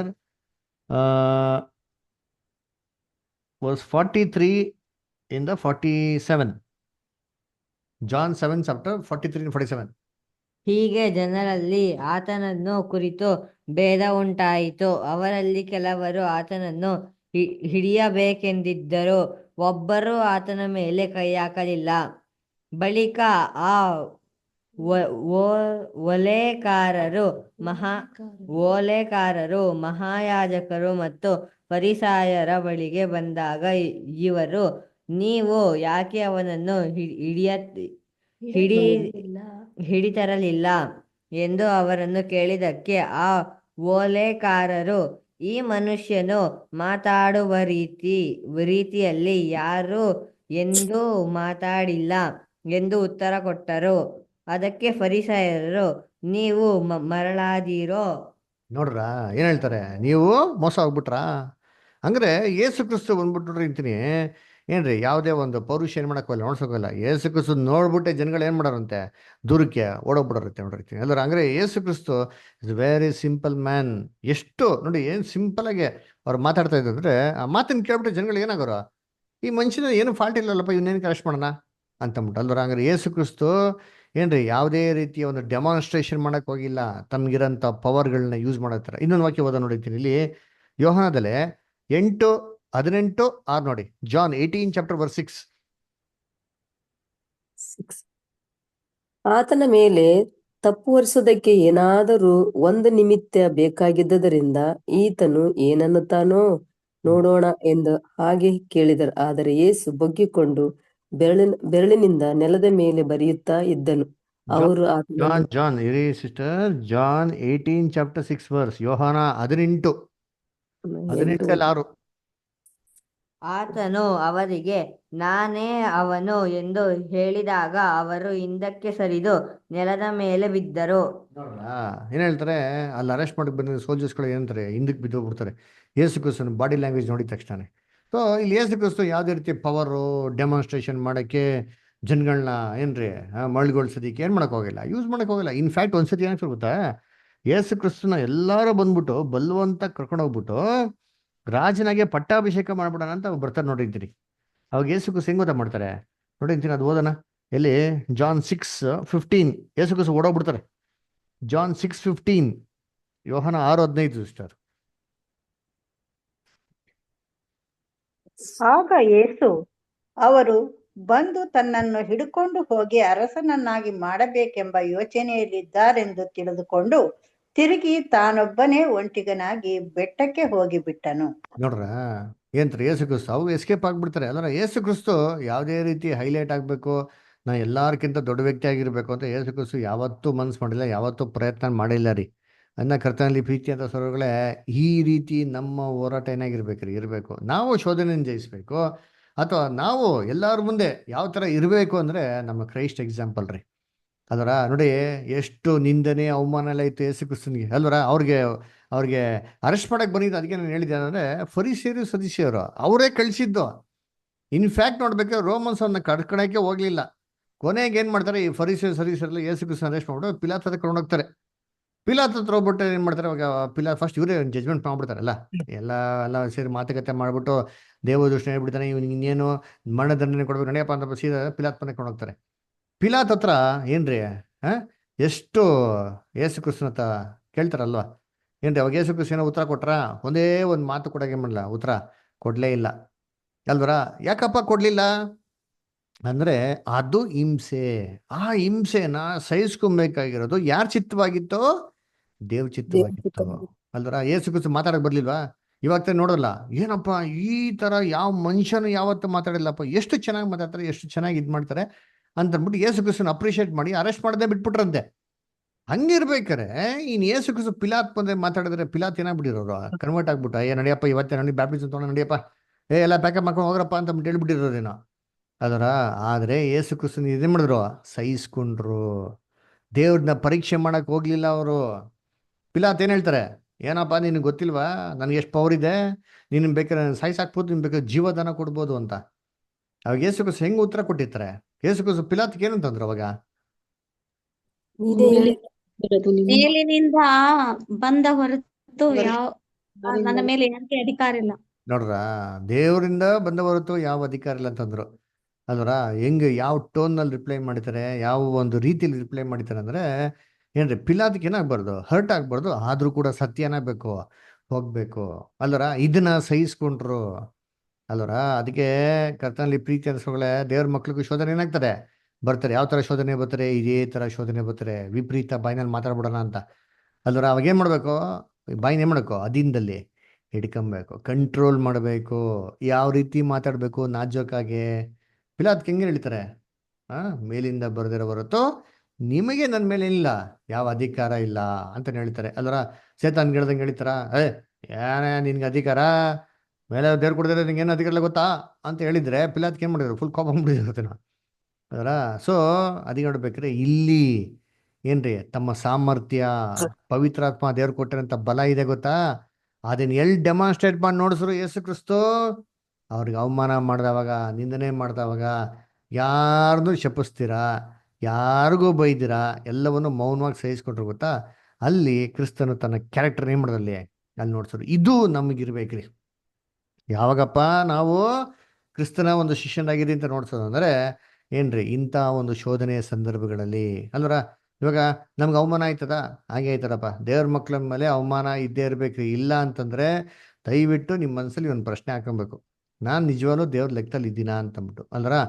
ಏನ್ ಹೇಳ್ತಾರೆ, ಯಾವ ಹಣ್ಣಿಗೆ ಗಾದೆ ಮಾತು ಹೇಳ್ತಾರಲ್ಲ, ಯಾವ ಮರಕ್ಕೆ ಕಲ್ಲೇಟು ಜಾಸ್ತಿ, ಯಾವ ಮರಕ್ಕೆ ಹಣ್ಣು ಬೀಳ್ತಾರೋ ಅದೇ ಮಂತ್ಗೇನ್ರಿ ಕಲ್ಲೇಟು ಜಾಸ್ತಿ. ಸೇತಾನ್ ಒಂದು ದಿಟ್ಟ ನೋಟ, ಟಾರ್ಗೆಟ್ ಯಾರ ಮೇಲೆ ಇರ್ತಾರೆ, ಯಾರು ಆತ್ಮಿಕವಾಗಿ ಚೆನ್ನಾಗಿರ್ತಾರೋ ಅವನ್ನೇ ಹೆಂಗಾರ ಮಾಡಿ ಬೀಳಿಸ್ಬೇಕು ಅಂತ ಕಾಯ್ತಾ ಇರ್ತಾರೆ. ಅದಕ್ಕೆ ವಾಕ್ಯ ನೋಡ್ತಿರಲ್ಲ ಏನ್ ಅಂತಾರೆ, ಸೇತಾನು ಯಾರನ್ನು ನುಂಗಲಿ ಅಂತ ಅಂದ್ಬಿಟ್ಟು ಏನ್ ಮಾಡ್ತಾವನಂತೆ, ಗರ್ಜಿಸುವ ಸಮುದ್ರ ತಿರುಗ್ತಾನೆ ಯಾರು ಸಿಗ್ತಾರೆ ಅಂತ ಅಂದ್ಬಿಟ್ಟು. ಅದರ ಈ ಒಂದು ವಿಚಾರಗಳಲ್ಲಿ ನಾವೇನ್ ಮಾಡ್ಬೇಕು, ನಮ್ಮ ಸಾಮರ್ಥ್ಯನ ನೋಡಿಸ್ಬೇಕು ಅಲ್ಲರ. ಅಪೊಸ್ಟಲ್ ಪೌಲ್ ಅಲ್ಲರ, ಅವ್ರಿಗೇನು ಮಾತಾಡೋಕೆ ಗೊತ್ತಿರಲಿಲ್ಲ. ಏನು ಹೇಳ್ತಾರೆ, ನಾನು ಫರಿಸಿಯರನು ಅದರ, ಬೆಂಜಮಿನ್ ಗೋತ್ರದವನು, ಇಬ್ರಿಯರಿಗೆ ಇಬ್ರಿಯನು, ಗಮಾಲಿಯನ ಪಾದ ಕೆಡೆ ನಾನು ಕಲ್ತಿದ್ದೀನಿ, ಎಕ್ಸ್ಪರ್ಟ್ ಇನ್ ದ ಲಾ. ಅವ್ರ ಹತ್ರ ಯಾರೋ ವಾದ ಮಾಡೋಕ್ಕೆ ಗೆಲ್ಲಕ್ಕೆ ಸಾಧ್ಯನೇ ಇಲ್ಲ. ಆದರೂ ಕೂಡ ನೀವು ಅಬ್ಸರ್ವ್ ಮಾಡಿದ್ದೀನಿ, ಎಷ್ಟು ಸತಿ ಸರ್ಕಾರ ಹತ್ರ ಏಟ್ ತಿಂದವ್ರೆ ಅದರ, ಎಷ್ಟು ಸತಿ ಏನ್ರಿ ಅವರು ಪೆಟ್ಗಳನ್ನ ತಿಂದವ್ರೆ. ಸರ್ಕಾರ ಹತ್ರ ಒಂದ್ಸತಿ ಹಿಂಗೆ ಸರ್ಕಾರ ಒಂದ್ಸತಿ ಹೊಡೆಯಕ್ಕೆ ಬರ್ತಾರೆ, ರೋಮನ್ಸ್ ಸರ್ಕಾರದವ್ರು, ರೋಮನ್ಸ್ ಅದರ ಆಲ್ರೆಡಿ 4 ಸತಿ ಏಟ್ ತಿಂದವ್ರೆ. ಆದ್ರೆ ಈ ಒಂದ್ ಸತಿಗೆ ಏಟ್ ತಿನ್ಬೇಕಾರೆ ಏನ್ ಮಾಡ್ತಾರೆ, ನಾನ್ ರೋಮನ್ ಸಿಟಿಸನ್ ಅಂತ ಪವರ್ ಯೂಸ್ ಮಾಡ್ತಾರೆ. ಯಾವ ಅಧಿಕಾರದಿಂದ ನಾನು ವಿಚಾರ ಮಾಡ್ತಾರೆ. ಆವಾಗ ಟಕ್ ಅಂತ ಏನ್ ಮಾಡ್ತಾರೆ, ಅಯ್ಯೋ ರೋಮನ್ ಸಿಟಿಸನ್ ಹೊಡಿಬಾರ್ದಪ್ಪ ಅಂತ ಏನ್ ಮಾಡ್ತಾರೆ, ಇಮ್ಮಿಡಿಯೇಟ್ ಇವನ್ನ ಸೀದಾ ರೋಮಕ್ಕೆ ಕರ್ಕೊಂಡು ಹೋಗ್ತಾರೆ ಅಲ್ದರ. ಅದರಿಂದ ನಾವು ಯಾವ್ದ್ರಲ್ಲಿ ನಮ್ಮ ಒಂದು ಕ್ಯಾರೆಕ್ಟರ್ ಡೆಮಾನ್ಸ್ಟ್ರೇಷನ್ ನೋಡ್ಸ್ಬೇಕಪ್ಪ ಅಂತಂದ್ರೆ ಏನ್ರಿ, ಎಲ್ಲವನ್ನು ಅಡಿಸ್ಕೊಳೋ ರೀತಿಯಲ್ಲಿ, ಸಹಿಸ್ಕೊಳಂತ ರೀತಿಯಲ್ಲಿ. ನೋಡಿ ನಮ್ಮ ಕರೆದಿರೋಂಥ ಉದ್ದೇಶ ಏನು, ಓದೋಣ ಎಲ್ಲ ಪೇತ್ರಲ್ಲಿ ಓದೋಣ ಎಲ್ಲಪ್ಪ. ಪೇತ್ರದಲ್ಲಿ 1ನೇ ಪೇತ್ರ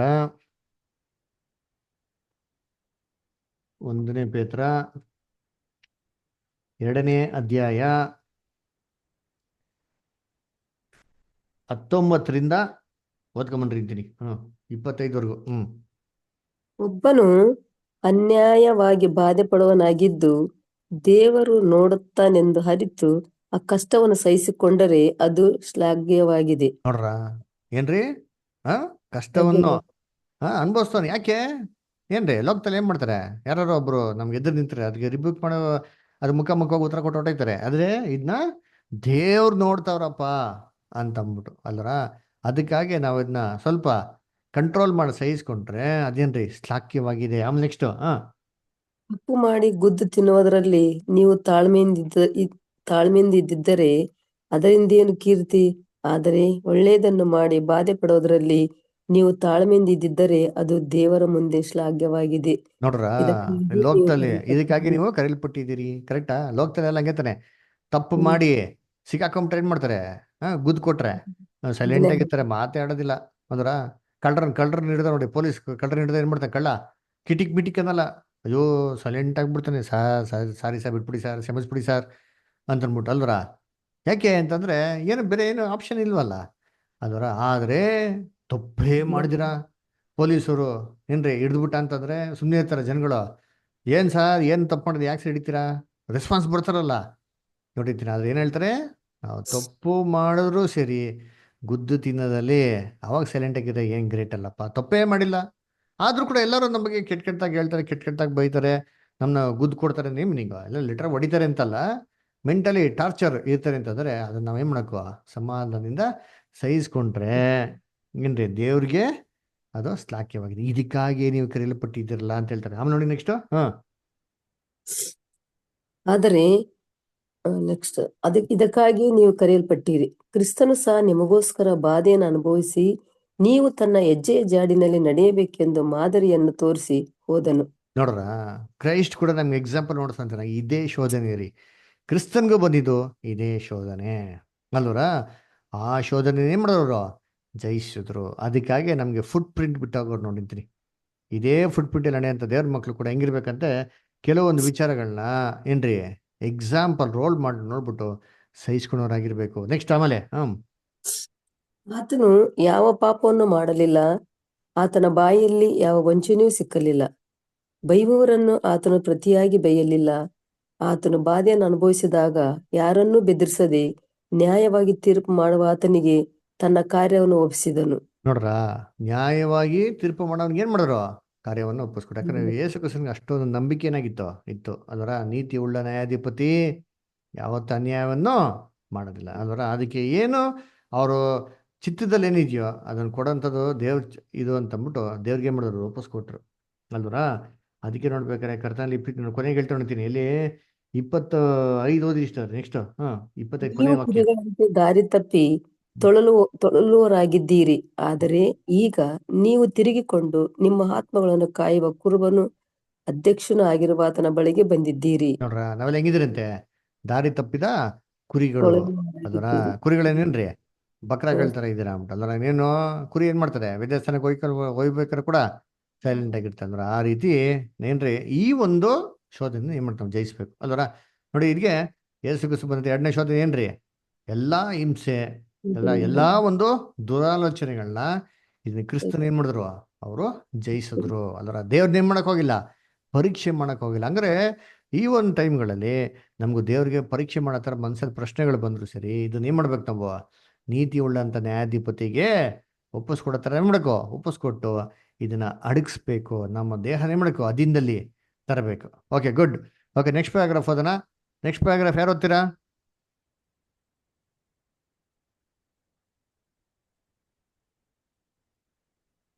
ಅಮೃತ, ಅನು ಸಿಸ್ಟರ್ ಓದಿ. ಅನು ಸಿಸ್ಟರ್ ಓದಿ. ಈ ಇಕ್ಕಟ್ಟಾದ ಮಾರ್ಗದಲ್ಲಿ ಸ್ವಸ್ಥ ಚಿತ್ತಕ್ಕೆ ವಿರೋಧವಾಗಿ ನಡೆಯುವವರ ಒಂದು ಮುಖ್ಯವಾದ ಕಾದಾಟವೆಂದರೆ ಅವರು ತಮ್ಮ ಸ್ವಇಚ್ಛೆಗಳನ್ನು ಪರಲೋಕದ ತಂದೆಯ ಚಿತ್ತಕ್ಕೆ ಅಧೀನವಾಗುವಂತೆ ಮಾಡಿ ಅಲ್ಲಿ ತಮ್ಮನ್ನಿರಿಸಿಕೊಳ್ಳುವುದು. ಸರ್ವ ಸಂಪೂರ್ಣನಾದ ವ್ಯಕ್ತಿಗೂ ಸ್ವಾಭಾವಿಕವಾಗಿ ಪುಟಿದೇಳುವ ತಮ್ಮ ಸ್ವಂತ ಆಕಾಂಕ್ಷೆಗಳನ್ನು ಹತ್ತಿಕ್ಕಿ ತಮ್ಮ ಸ್ವಂತ ಹೃದಯಗಳನ್ನು ಆಳುವುದು, ಹೊತ್ತಿ ಉರಿಯುವ ಈ ಬೆಂಕಿಯನ್ನು ಶಮನಗೊಳಿಸಿ ತಮ್ಮ ದೇಹಗಳನ್ನು ಮತ್ತು ಈ ಲೋಕದ ಹಿತಾಸಕ್ತಿಗಳನ್ನು ದೇವರ ಸೇವೆಗೂ ಮತ್ತು ಆತನ ನಿಮಿತ್ತವಾಗಿ ಸಜೀವ ಯಜ್ಞಗಳನ್ನಾಗಿ ಸಮರ್ಪಿಸುವುದು. ಈ ಪರೀಕ್ಷೆಗಳಲ್ಲಿ ನಮ್ಮ ಕರ್ತನು ವಿಜಯವನ್ನು ಮತ್ತು ಅದರ ಜಯಮಾಲೆಯನ್ನು ಸಂಪಾದಿಸಿದ್ದಾನೆ ಮತ್ತು ಇವುಗಳು ಆತನ ಸಹೋದರರಿಗೆ ಸಂಭವಿಸುವ ಪರೀಕ್ಷೆಗಳೂ ಆಗಿವೆ. ತನ್ನನ್ನು ಆಳುವವನು ತನ್ನ ಸ್ವಂತ ಚೈತನ್ಯವನ್ನು ಸಂಪೂರ್ಣವಾಗಿ ದೇವರ ಚಿತ್ತಕ್ಕೆ ಅಧೀನಪಡಿಸುವವನು ಪಟ್ಟಣವನ್ನು ಗೆದ್ದವನಿಗಿಂತಲೂ ಬಲಿಷ್ಠ. ಜ್ಞಾನೋಕ್ತಿ 16:32. ತನಗೆ ಪೂರ್ಣ ನಂಬಿಕೆ ಇರುವುದೆಂಬ ತಪ್ಪು ಕಲ್ಪನೆಯಿಂದ ದೇವಾಲಯದ ಶಿಖರದಿಂದ ಹಾರುವವನಿಗಿಂತಲೂ ಅಥವಾ ಬೇರೆ ಯಾವುದೋ ಮೂರ್ಖ ಕೆಲಸವನ್ನು ಮಾಡುವವನಿಗಿಂತಲೂ ಆತನು ಶ್ರೇಷ್ಠ. ದೇವರಲ್ಲಿನ ನಿಜವಾದ ನಂಬಿಕೆಯು ಕಣ್ಣು ಮುಚ್ಚಿಕೊಂಡು ಸುಲಭವಾಗಿ ನಂಬುವುದಾಗಲಿ, ದೈವಿಚ್ಛೆಗೆ ಅನುಸಾರವಾದ ತನ್ನ ಪಾಲನೆಯ ಬಗ್ಗೆ ವೈಪರೀತ್ಯವಾದ ನಂಬಿಕೆಗಳನ್ನು ಹೊಂದಿರುವುದಾಗಲಿ ಅಲ್ಲ. ಇದಕ್ಕೆ ವ್ಯತಿರಿಕ್ತವಾಗಿ ದೇವರು ಮಾಡಿರುವ ಎಲ್ಲ ಶ್ರೇಷ್ಠವೂ ಅಮೂಲ್ಯವೂ ಆದ ವಾಗ್ದಾನಗಳ ಮೇಲೆ ನಿಶ್ಚಲವಾದ ದೃಢ ವಿಶ್ವಾಸ. ಈ ಲೋಕದ, ದೇಹದ ಮತ್ತು ಪಿಶಾಚನ ವಿವಿಧ ಪ್ರಯತ್ನಗಳನ್ನು ಪ್ರತಿಭಟಿಸುವಂತೆ ಅವುಗಳು ಆತನ ಗಮನವನ್ನು ಬೇರೆಡೆಗೆ ಸೆಳೆಯದಂತೆ ವಿಶ್ವಾಸಿಗಳನ್ನು ಶಕ್ತರನ್ನಾಗಿ ಮಾಡುವ ದೃಢ ನಂಬಿಕೆ. ಇವುಗಳು ನಮಗೋಸ್ಕರವಾಗಿಯೇ ದೈವಿಕ ಲೋಕದಲ್ಲಿ ಗುರುತಿಸಲ್ಪಟ್ಟ ನಂಬಿಕೆ ಮತ್ತು ವಿಧೇಯತ್ವಗಳ ಹಾದಿಯನ್ನು ಅನುಸರಿಸುವಂತೆ ನಮ್ಮನ್ನು ನಡೆಸುತ್ತವೆ. Thank you sister. ನೋಡ್ರ, ಮುಖ್ಯವಾದ ಹೋರಾಟ ಯಾವ್ದಪ್ಪ ಅಂತಂದ್ರೆ, ನಮ್ಮ ಇಕ್ಕಟ್ಟಾದ ಮಾರ್ಗದಲ್ಲಿ ನಮ್ಮ ವಿರುದ್ಧವಾಗಿ ನಾವು ಹೋರಾಟ ಮಾಡೋದೇನ್ರಿ ತುಂಬಾ ಇಂಪಾರ್ಟೆಂಟ್ ರೀ. ಅದಕ್ಕೆ ನೋಡ್ತಿರಲ್ಲ, ನೂತನ ಸೃಷ್ಟಿಗೆ ಎಷ್ಟಪ್ಪ ಅವ್ರ ಶತ್ರುಗಳು, ಅದರ ಕಾನ್ಸಿಕ್ರೇಟೆಡ್ ಸೋದರಗಳಿಗೆ ಎಷ್ಟು ಜನ ಇದ್ದಾರೆ ಶತ್ರುಗಳು?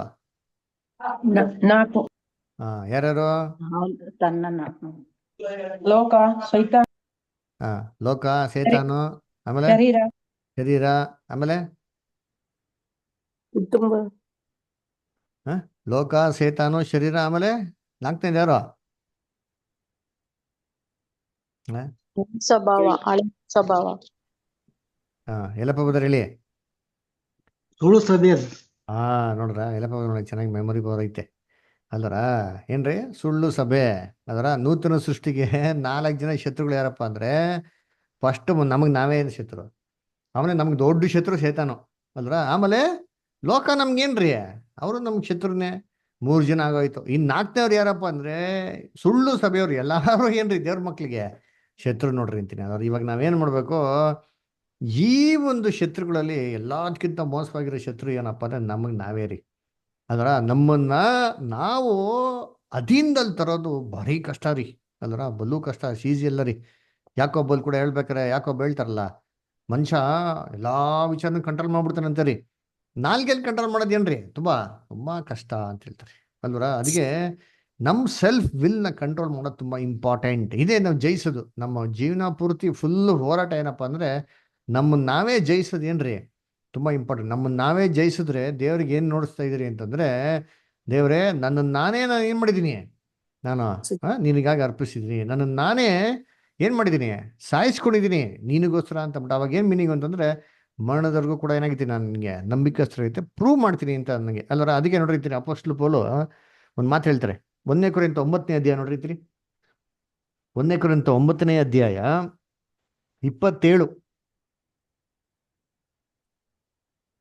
ಇತರರನ್ನು ಹೋರಾಟಕ್ಕೆ ಕರೆದ ಮೇಲೆ ನಾನೇ ಅಯೋಗ್ಯನೆನಿಸಿಕೊಂಡೇನು ಎಂಬ ಭಯದಿಂದ ನನ್ನ ಮೈಯನ್ನು ಜಜ್ಜಿ ಸ್ವಾಧೀನಪಡಿಸಿಕೊಳ್ಳುತ್ತೇನೆ. ನೋಡ್ರ, ಏನಪ್ಪ ಅಪೊಸ್ತಲ ಪೌಲು ಏನ್ ಹೇಳ್ತಾರೆ, ಇತರರನ್ನು ಹೋರಾಟಕ್ಕೆ ಕರೆದ ಮೇಲೆ ನಾನೇ ಅಯೋಗ್ಯನಂತ ಅನ್ಸ್ಕೊಂಡ್ಬಿಡ್ತೀನಿ ಅಂದ್ಬಿಟ್ಟು ಏನ್ ಮಾಡ್ತೀನಿ, ಶರೀರನ ಅಧೀನಲ್ಲಿ ಇಡ್ತೀನಿ, ಸ್ವಾಧೀನ ತರ್ತೀನಿ ಅಂತ ಹೇಳ್ತಾರೆ. ಯಾಕಪ್ಪ, ಯೇಸು ಕ್ರಿಸ್ತನ ನಂಬಿದ ತಕ್ಷಣ ಎಲ್ಲಾರು ಪರಲೋಕಕ್ಕೆ ಹೋಗ್ತಾರಲ್ಲ, ಇವ್ರು ಯಾಕೆ ಇಷ್ಟೊಂದು ಕಷ್ಟಪಡ್ಬೇಕು? ಅಲ್ವರ ನೋಡ್ರಿ, ಹಂಗಾರೆ ಏನು ರಕ್ಷಣೆನ ಸಾಧಿಸ್ಕೊಬೇಕು. ಯೇಸು ಕ್ರಿಸ್ತನ ನಂಬೋದು ಫಸ್ಟ್ ಸ್ಟೆಪ್. ನಂಬಿದ ತಕ್ಷಣ ಪರಲೋಕ ಹೊಟ್ಟೋಗ್ತೀನಿ, ಪರಲೋಕದಲ್ಲಿ ನಂಗೆ ಒಂದು ಸೀಟ್ ಸಿಂಹಾಸನ ಬುಕ್ ಆಗಿದೆ ಅಂತ ಏನೇ ಇಲ್ಲ. ಶಿಲ್ಪೆ ಮೇಲೆ ಕಳ್ಳಂತರ, ಸ್ವಾಮಿ ಅಯ್ಯೋ ನಾನು ಕ್ಷಮಿಸ್ಬಿಡು ಅಂತ ಕೇಳ್ಕೊಂಡ ಹಂಗಿದ್ದ ಅಂತಾರೆ. ನಾವ್ಯಾಕೆಲ್ಲ ಬೈಬಲ್ ಓದ್ಬೇಕು, ಎಲ್ಲ ಮುಚ್ಬಿಡೋಣ ಬಿಡ್ರಿ, ನಾಳೆಯಿಂದ ಸೂಪರಾಗಿ ಎಂಜಾಯ್ ಮಾಡೋಣ್ರಿ. ಹೆಂಗರು ಸಹಾಯಕ್ಕೆ ಒಂದು 2 ನಿಮಿಷ ಮುಂಚೆ ಗೊತ್ತಾಗ್ಬಿಡ್ತಾರೆ, ಸ್ವಾಮಿಯೇ ನನ್ನನ್ನು ಕ್ಷಮಿಸ್ಬಿಡು ಅಂದರೆ ಕರ್ತನ ಏನು ಮಾಡ್ತಾರೆ, ಕ್ಷಮಿಸ್ಬಿಡ್ತಾರೆ. ಹಾಗಂತ ಪರ್ಲಕ್ಕೆ ಕೊಂಡ್ಬಿಡ್ತಾರ. ದಯವಿಟ್ಟು ಈ ಮಿಸ್ಅಂಡರ್ಸ್ಟ್ಯಾಂಡಿಂಗ್ನಲ್ಲಿ ಇರಬಾರ್ದು ಅಲ್ಲರ. ಅದಕ್ಕೆ ಹೇಳೋದು ಅಪೊಸ್ತಲ ಪೌಲು, ನಾನು ಎಲ್ಲಿ ಬಿದ್ದೋಗ್ಬಿಡ್ತೀನಪ್ಪ, ಅಯ್ಯಯ್ಯೋ ನಾನೆಲ್ಲಿ ಏನು ಅಯೋಗ್ಯನ ಆಗ್ಬಿಡ್ತೀನೋ ಅಂತಂದ್ಬಿಟ್ಟು ತನ್ನ ಶರೀರನ ಅಧೀನ ಇಟ್ಕೊತ. That is a very very important fight. That is a primary fight. ಇದನ್ನ ಏನ್ ಮಾಡ್ಬೇಕು, ಎಲ್ಲರೂ ಮಾಡ್ಬೇಕು. ಅದಕ್ಕೆ ನೋಡಿ, ಇವಾಗ ಯೇಸು ಕ್ರಿಸ್ತನಿಗೆ ಬಂತಲ್ಲ ಇದು ಶೋಧನೆ ಬಂದಿದ್ದೆಲ್ಲ ಆಲೋಚನೆಗಳಲ್ಲೇ. ನಮಗೂ ಬರೋದು ಎಲ್ಲಿ ಬರ್ತಾರೆ, ಎಲ್ಲ ಇವೆಲ್ಲ ಆಲೋಚನೆಗಳ ಮೈಂಡಲ್ಲಿ ಬರೋದು. ಅದ್ರ ಅದಕ್ಕೆ ಏನ್ರಿ, ಆಲೋಚನೆಗಳಲ್ಲಿ ನಮ್ಗೆ ಬಂದೇ ಬರ್ತಾರೆ. ಆಲೋಚನೆ ಯಾರು ಅವಾಯ್ಡ್ ಮಾಡೋಕ್ಕಲ್ಲ. ಕ್ರಿಸ್ತನ್ಗೂ ಬಂದಿದೆ. ಕ್ರಿಸ್ತನ್ಗೆ ಆಲೋಚನೆ ಬಂತು, ಆಲೋಚನೆ ಏನ್ ಮಾಡಿದ್ರು, ಕ್ರಿಸ್ತನು ಜಯಿಸಿದ್ರು. ಇವಾಗ ನಮಗೇನ್ ಬರ್ತಾರೆ, ಆಲೋಚನೆ ಬರ್ತದೆ. ಇವಾಗ ಆಲೋಚನೆಯಲ್ಲಿ ನಾವೇನ್ ಮಾಡ್ಬಿಡ್ಬೇಕು ಅಂತಂದ್ರೆ, ಆಲೋಚಿಸಬಾರ್ದು. ಅದ್ರ ನೋಡಿ, ಇವಾಗ ರೋಡ್ ಹೋಗ್ತಾ ಇರ್ತೀರಪ್ಪ ಅಲ್ವರ, ಏನೋ ಒಂದು ವಸ್ತು ನೋಡಿದ ತಕ್ಷಣ ನಮ್ಗೆ ಕೆಲವೊಂದು ಆಲೋಚನೆಗಳು ಏನಾಗ್ತಾರೆ, ಸ್ವಾಭಾವಿಕವಾಗಿ ಬರ್ತಾರೆ. ಅದನ್ನ ನಾವು ಯಾರು ಅವಾಯ್ಡ್ ಮಾಡೋಕ್ಕೆ ಆಗಲ್ಲ ಬಿಡ್ರಿ ಅಲ್ವರ. ಅದನ್ನ ನಾವು ಏನ್ ಮಾಡೋದು, ನಮ್ಗೆ ಅದು ಗಮನ ತರ್ಸಕ್ ಆಗೋದಿಲ್ಲ, ದೂರ ತಳ್ಳಕ್ ಆಗಲ್ಲ. ಬಸ್ಸಲ್ಲಿ ಹೋಗ್ತಾ ಇರ್ತೀನಿ ಅನ್ಕೊಳ್ಳಿ, ಯಾರೋ ಒಬ್ರು ಹಳೇ ಫಿಲಮ್ ಸಾಂಗ್ ಹಾಕ್ತಾರೆ, ಟಕ್ ಅಂತ ಏನು ಮಾಡ್ತಾನೆ ಸೇತನ ಮೈಂಡಲ್ಲಿ ಫುಲ್ ಸಿ ಡಿ ಪ್ಲೇಯರೇ ಹೊಡ್ಬಿಡ್ತಾನೆ, ಅದರ 3 ಅವರ್ ಫಿಲಮೇ ಓಡಿಸ್ಬಿಡ್ತಾನೆ ಬೇಕಾರೆ. ಅದನ್ನ ನಾವು ಏನು ಮಾಡೋಕ್ಕಲ್ಲ, ಅವಾಯ್ಡ್ ಮಾಡೋಕ್ಕಾಗಲ್ಲ. ಆದರೆ ಅದ್ರಲ್ಲಿ ಮುಳುಗಿರ್ಬಾರ್ದು, ಅದನ್ನ ಆಲೋಚಿಸ್ಬಾರ್ದು. ಆಲೋಚನೆ ಬರ್ತದೆ, ಏನು ಮಾಡೋಕ್ಕಾಗಲ್ಲ. ಆದರೆ ಅದನ್ನ ಥಿಂಕ್ ಮಾಡಬಾರ್ದು. ಥಾಟ್ಸ್ ಬರ್ತದೆ, ಥಿಂಕ್ ಮಾಡಕ್ ಹೋಗ್ಬಾರ್ದು. ಆದ್ರೆ ಕ್ರೈಸ್ಟು ಇದನ್ನೇ ಮಾಡಿದ್ದು, ಇದೇ ದೊಡ್ಡ ಹೋರಾಟ ರೀ ಕ್ರೈಸ್ಟ್ ಮಾಡಿದ್ದು ಅಲ್ವರ. ಅದಕ್ಕೆ ನೋಡ್ಬೇಕಾದ್ರೆ ಎಲ್ಲಾರ್ಕಿಂತ ದೊಡ್ಡ ಪರಾಕ್ರಮಶಾಲಿ ಯಾರಪ್ಪ ಅಂತಂದ್ರೆ ಏನ್ರಿ, ತನ್ನನ್ನು ತಾನೇ ಹೋರಾಟ ಮಾಡೋನು, ತನ್ನ ಆಲೋಚನೆಗಳನ್ನ ತಿಂತಾರೆ ಒಂದು ಅದ್ಭುತದಲ್ಲಿ ಇಟ್ಕೊಳೋದು ಏನ್ರಿ, ಅದರ ಏನಪ್ಪ ಅಂದ್ರೆ ಇದು ದೊಡ್ಡ ಹೋರಾಟ ಅಲ್ರ. ಇವತ್ತು ಲೋಕದಲ್ಲಿ ಹೆಂಗಪ್ಪ ಇದೆ ಅಂತಂದ್ರೆ ತುಂಬಾ ಸ್ಮಾರ್ಟ್ ಪೀಪಲ್ ಅವ್ರಿ, ವೆರಿ ವೆರಿ ಸ್ಮಾರ್ಟ್. ಎಷ್ಟು ಸ್ಮಾರ್ಟ್ ಆಗಿದ್ದಾರೆ, ಎಷ್ಟು ವೆಲ್ ಎಜುಕೇಟೆಡ್ ಆಗಿರ್ತಾರೆ ಅಂತಂದ್ರೆ ಮಾಡೋದೆಲ್ಲ ಚೆನ್ನಾಗೆಲ್ಲ ಓದ್ಬಿಡ್ತಾರೆ, ಫುಲ್ ಹೈ ಕ್ಲಾಸ್ ಆಗಿರ್ತಾರೆ. ಏನ್ ಡೀಸೆಂಟ್ ಆಗಿ ಹೆಂಗ್ ಕಲ್ತಿರ್ತಾರೆ ಅಂದ್ರೆ ಒಬ್ರಿಗೆ ಹೆಂಗ್ ಯಾಮಾರಿಸ್ಬೇಕು, ಒಬ್ರಿಗೆ ಹೆಂಗ್ ಮೋಸ ಮಾಡ್ಬೇಕು ಅಂದ್ಬಿಟ್ಟು ಡೀಸೆಂಟ್ ಹೈ ಲೆವೆಲ್ ಅಲ್ಲಿ ಏನ್ ಮಾಡ್ತಾರೆ ಅವ್ರು ಕಲ್ತಿರ್ತಾರೆ, ಗೊತ್ತೇ ಆಗಲ್ಲ ಅಂದ್ರ ಅದೇನು ತುಂಬಾ ನಾಜೂಕಾಗಿರ್ತಾರೆ. ಅದಲ್ಲ ರೀ ಅಲ್ವರ, ಅದು ಅಂತಲ್ಲ. ಅದು ನೋಡಿ, ಇದು ತಪ್ಪಾದ ರೀತಿಲಿ ನಾವು ಕಲ್ಪನೆ ಮಾಡ್ಕೊಳೋದು. ತಪ್ಪದೆಲ್ಲ ಮಾಡ್ಬಿಟ್ಟು ಸೈಲೆಂಟಾಗಿ ಏನು ಗೊತ್ತಿಲ್ಲದೆ ಇರೋದಲ್ಲ ಅಲ್ವರ. ಅದನ್ನ ನನ್ನ ದೇಹದ ಅದನ್ನ ಇಟ್ಕೊಂಡಿದ್ದೀನಿ ಅಂತಲ್ಲ ರೀ, that is not character at all. ಕೆಟ್ಟದ್ದು ಮಾಡಕ್ಕೆ ಬಂದವಾಗ, ಆಸ್ಪದ ಸಿಕ್ತವಾಗ, ಅವಕಾಶಗಳನ್ನ ಸಿಕ್ತವಾಗ ಅದನ್ನ ಮಾಡಿದಿರ ಹಿಂದಕ್ಕೆ ಸರ್ಕಂತಿರ್ ಗೊತ್ತಾ, ಅದು ಕ್ಯಾರೆಕ್ಟರ್. ಇದನ್ನ ಜಯಿಸ್ಬೇಕು ಅಲ್ವರ. ಅದನ್ನ ನೋಡ್ಬೇಕ್ರೆ ಇದೇ ನಿಜವಾದ ದೊಡ್ಡ ಒಂದು ಕೆಲಸ. ಏಸು ಕುಸು ಆಲೆ ಇದು ದುಂಪುಬಿಟ್ಟು ಏನಾಗಿರೋದು ಅದರ, ಎಷ್ಟು ಜನ ಅವ್ರು ನಂಬಿಟ್ಟಿರೋರು, ಎಷ್ಟು ನಂಬಿಟ್ಟಿರೋ ಏಸು ಕುಸು ಶಿಷ್ಯರಾಗಿರೋರ ಬೇಕಾಗಿಲ್ಲ. ಏಸು ಕುಸು ಹಂಗೆ ಊರಲ್ಲಿ ನಡ್ಕೊಂಡೋದ್ರು, ಎಷ್ಟು ಜನಕ್ಕೆ ಅದ್ಭುತ ಮಾಡಿದ್ರು. ಇಡೀ ಊರ ಬಾಗಿಲ ಹತ್ರ ನಿಂತಿತ್ತಂತ ನೋಡ್ತೀರಿ, ನಿಂತಿರೋರು ಎಲ್ಲರೂ ಏಸು ಕುಸು ಹಿಂದೆ ಬಂದ್ಬಿಟ್ರ ಇಲ್ವಲ್ಲ. ಏಸು ಕುಸು ಚೆನ್ನಾಗಿ ಗೊತ್ತಿತ್ತು, ಯೋಹಾನ 2ನೇ ಅಧ್ಯಾಯದಲ್ಲಿ ಹೇಳ್ತಾರಲ್ಲ, ಅವರು ಅಲ್ಲಿ ಮನ್ಸಲ್ಲಿ ಏನಿದೆ ಅಂತ ಏಸು ಕುಸುಂಗೆ ಚೆನ್ನಾಗಿ ಗೊತ್ತಿರೋದ್ರಿಂದ ಈತನು ಆತನ ಅವ್ರಗಳಿಗೆ ವಶವಾಗಲಿಲ್ಲವಲ್ಲ ಅಂತ ಬೈಬಲಲ್ಲಿ ಬಹು ಸ್ಪಷ್ಟವಾಗಿ ಹೇಳ್ತಾರೆ. ಇಷ್ಟು ಜನಗಳು, ಇಡೀ ಊರ್ ಜನಗಳೇ ಏಸು ಕ್ರಿಸ್ತನ ಏನ್ ಮಾಡಿದ್ರು, ಏನ್ ಮಾಡಿದ್ರು, ಅವ್ರಿಂದ ಹಿಂಬಾಲಿಸಿದ್ರು. ಇದೇ ಊರಿನ ಜನಗಳು ಪಿಲಾತ್ರ ಮುಂದೆ ಏನಂದ್ರು, ಶಿಲುಬೆಗೆ ಹಾಕಿ ನೋಡ್ರ ಏನ್ ಪ್ಲೇಟ್ ಚೇಂಜ್ ಆಗೋಯ್ತು. ಅದಕ್ಕೆ ಜನಗಳನ್ನ ಮೆಚ್ಚಿಸಂತ ರೀತಿಯಲ್ಲಿ ಹೀರೋಗಳ ತರ ಕೆಲಸಗಳನ್ನ ಮಾಡೋದು, ಎಲ್ಲಾರ ಮುಂದೆ ತೋರಿಕೆಗೆ ಮಾಡೋಂಥದ್ದು ದೇವ್ರ ಮಕ್ಳಿಗೆ ಕೆಲಸ ಆಗಿರಬಾರ್ದು ಯಾವುದೇ ಕಾರಣಕ್ಕೂ ಅಂತ ಒಂದು ತಿಳ್ಕೊಬೇಕು. ಆಮೇಲೆ ನಂಬಿಕೆ ಇದೆ ಅಂತ ಅಂದ್ಬಿಟ್ಟು ಅದನ್ನ ಏನ್ ಮಾಡಕ್ ಹೋಗ್ಬಿಡ್ದು, ಅದನ್ನ ಮುಟ್ಟಾಳ್ತನಾಗಿ ಏನ್ ಮಾಡಬೇಕು, ಯೂಸ್ ಮಾಡಕ್ ಹೋಗ್ಬಾರ್ದು. ಇವಾಗ ಎಕ್ಸಾಂಪಲ್ ನೋಡಿ, ಎಕ್ಸಾಂಪಲ್ ಹೇಳೋದನ್ನ ಅಷ್ಟೇ. ಒಂದು ನೀರು ಹರಿತಾ ಇರ್ತದಪ್ಪ ಅಲ್ವರ, ನಮ್ಗೆ ಈಜು ಬರ್ತದೆ ಅಲ್ವರ.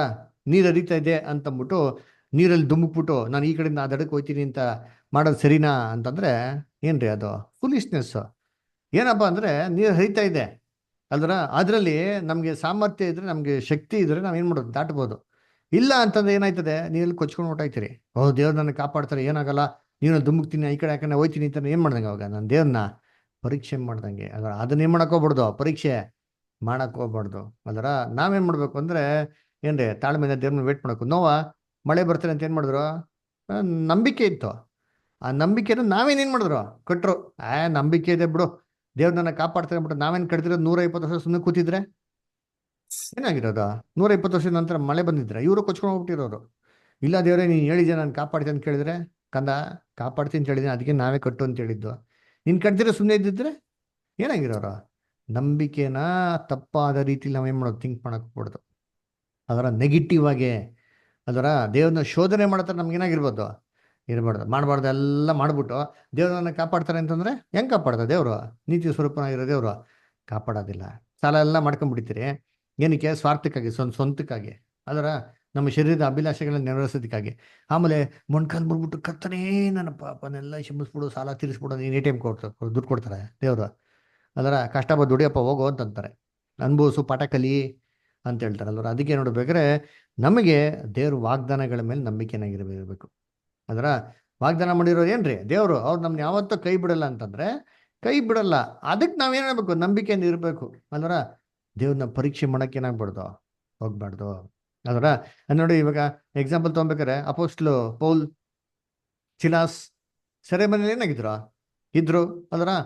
ಒಂದ್ಸತಿ ಏನ್ ಮಾಡ್ತಾರೆ ನೋಡಿ, 3 ಸತಿ ಎಕ್ಸಾಂಪಲ್ಸ್ ಇದೆ.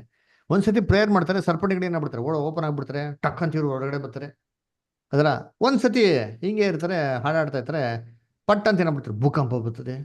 ಭೂಕಂಪ ಬಂದು ಏನಾಗ್ಬಿಡ್ತಾರೆ, ಎಲ್ಲ ಜೈಲಿಗೆಲ್ಲ ಹೋಗ್ಬಿಡ್ತಾರೆ, ಎಲ್ಲ ಓಡೋಗ್ಬಿಡ್ತಾರೆ ಎಷ್ಟೋ ಜನ ಸತ್ತೋಗ್ಬಿಡ್ತಾರೆ. ಆದ್ರೆ ಇವರಿಬ್ರು ಏನ್ ಮಾಡ್ತಾರೆ, ಓಡೋಗ್ಬಿಡ್ತಾರ? ಇಲ್ಲ ಅಲ್ಲೇ ಸರ್. ಇರ್ತಾರೆ ಅಲ್ದರ. ನೋಡ್ರಿ ಅಂತೀನಿ, ಯಾವ ಟೈಮಲ್ಲಿ ಹೇಗಿರ್ಬೇಕು ಅಂತ ದೇವ್ರ ಗೈಡೆನ್ಸ್ ಇತ್ತು ನೋಡ್ರಿ ಅಂತೀನಿ. ದೇವ್ರನ್ನ ಪರೀಕ್ಷೆ ಮಾಡಿದ್ರಾ? ಇಲ್ಲ ನೋಡ್ರಿ ಅಲ್ವರ. ದೇವ್ರೇ ನನ್ಗೆ ಗೊತ್ತಿಲ್ಲ, ಹೊಡೆದಾಕು, ಟೆಂಪಲ್ ಹೊಡೆದಾಕು, ಆಲಯ ಹೊಡೆದಾಕು, ಚೈನ್ ಬಿಡಿಸು, ಮ್ಯಾಜಿಕ್ ಮಾಡು, ಏನೋ ಅದ್ಭುತ ಮಾಡು, ಸೂಪರ್ ಹ್ಯೂಮನ್ ಪವರ್ ನೋಡ್ಸು ಅಂತಂದ್ರೆ ಇಲ್ಲ.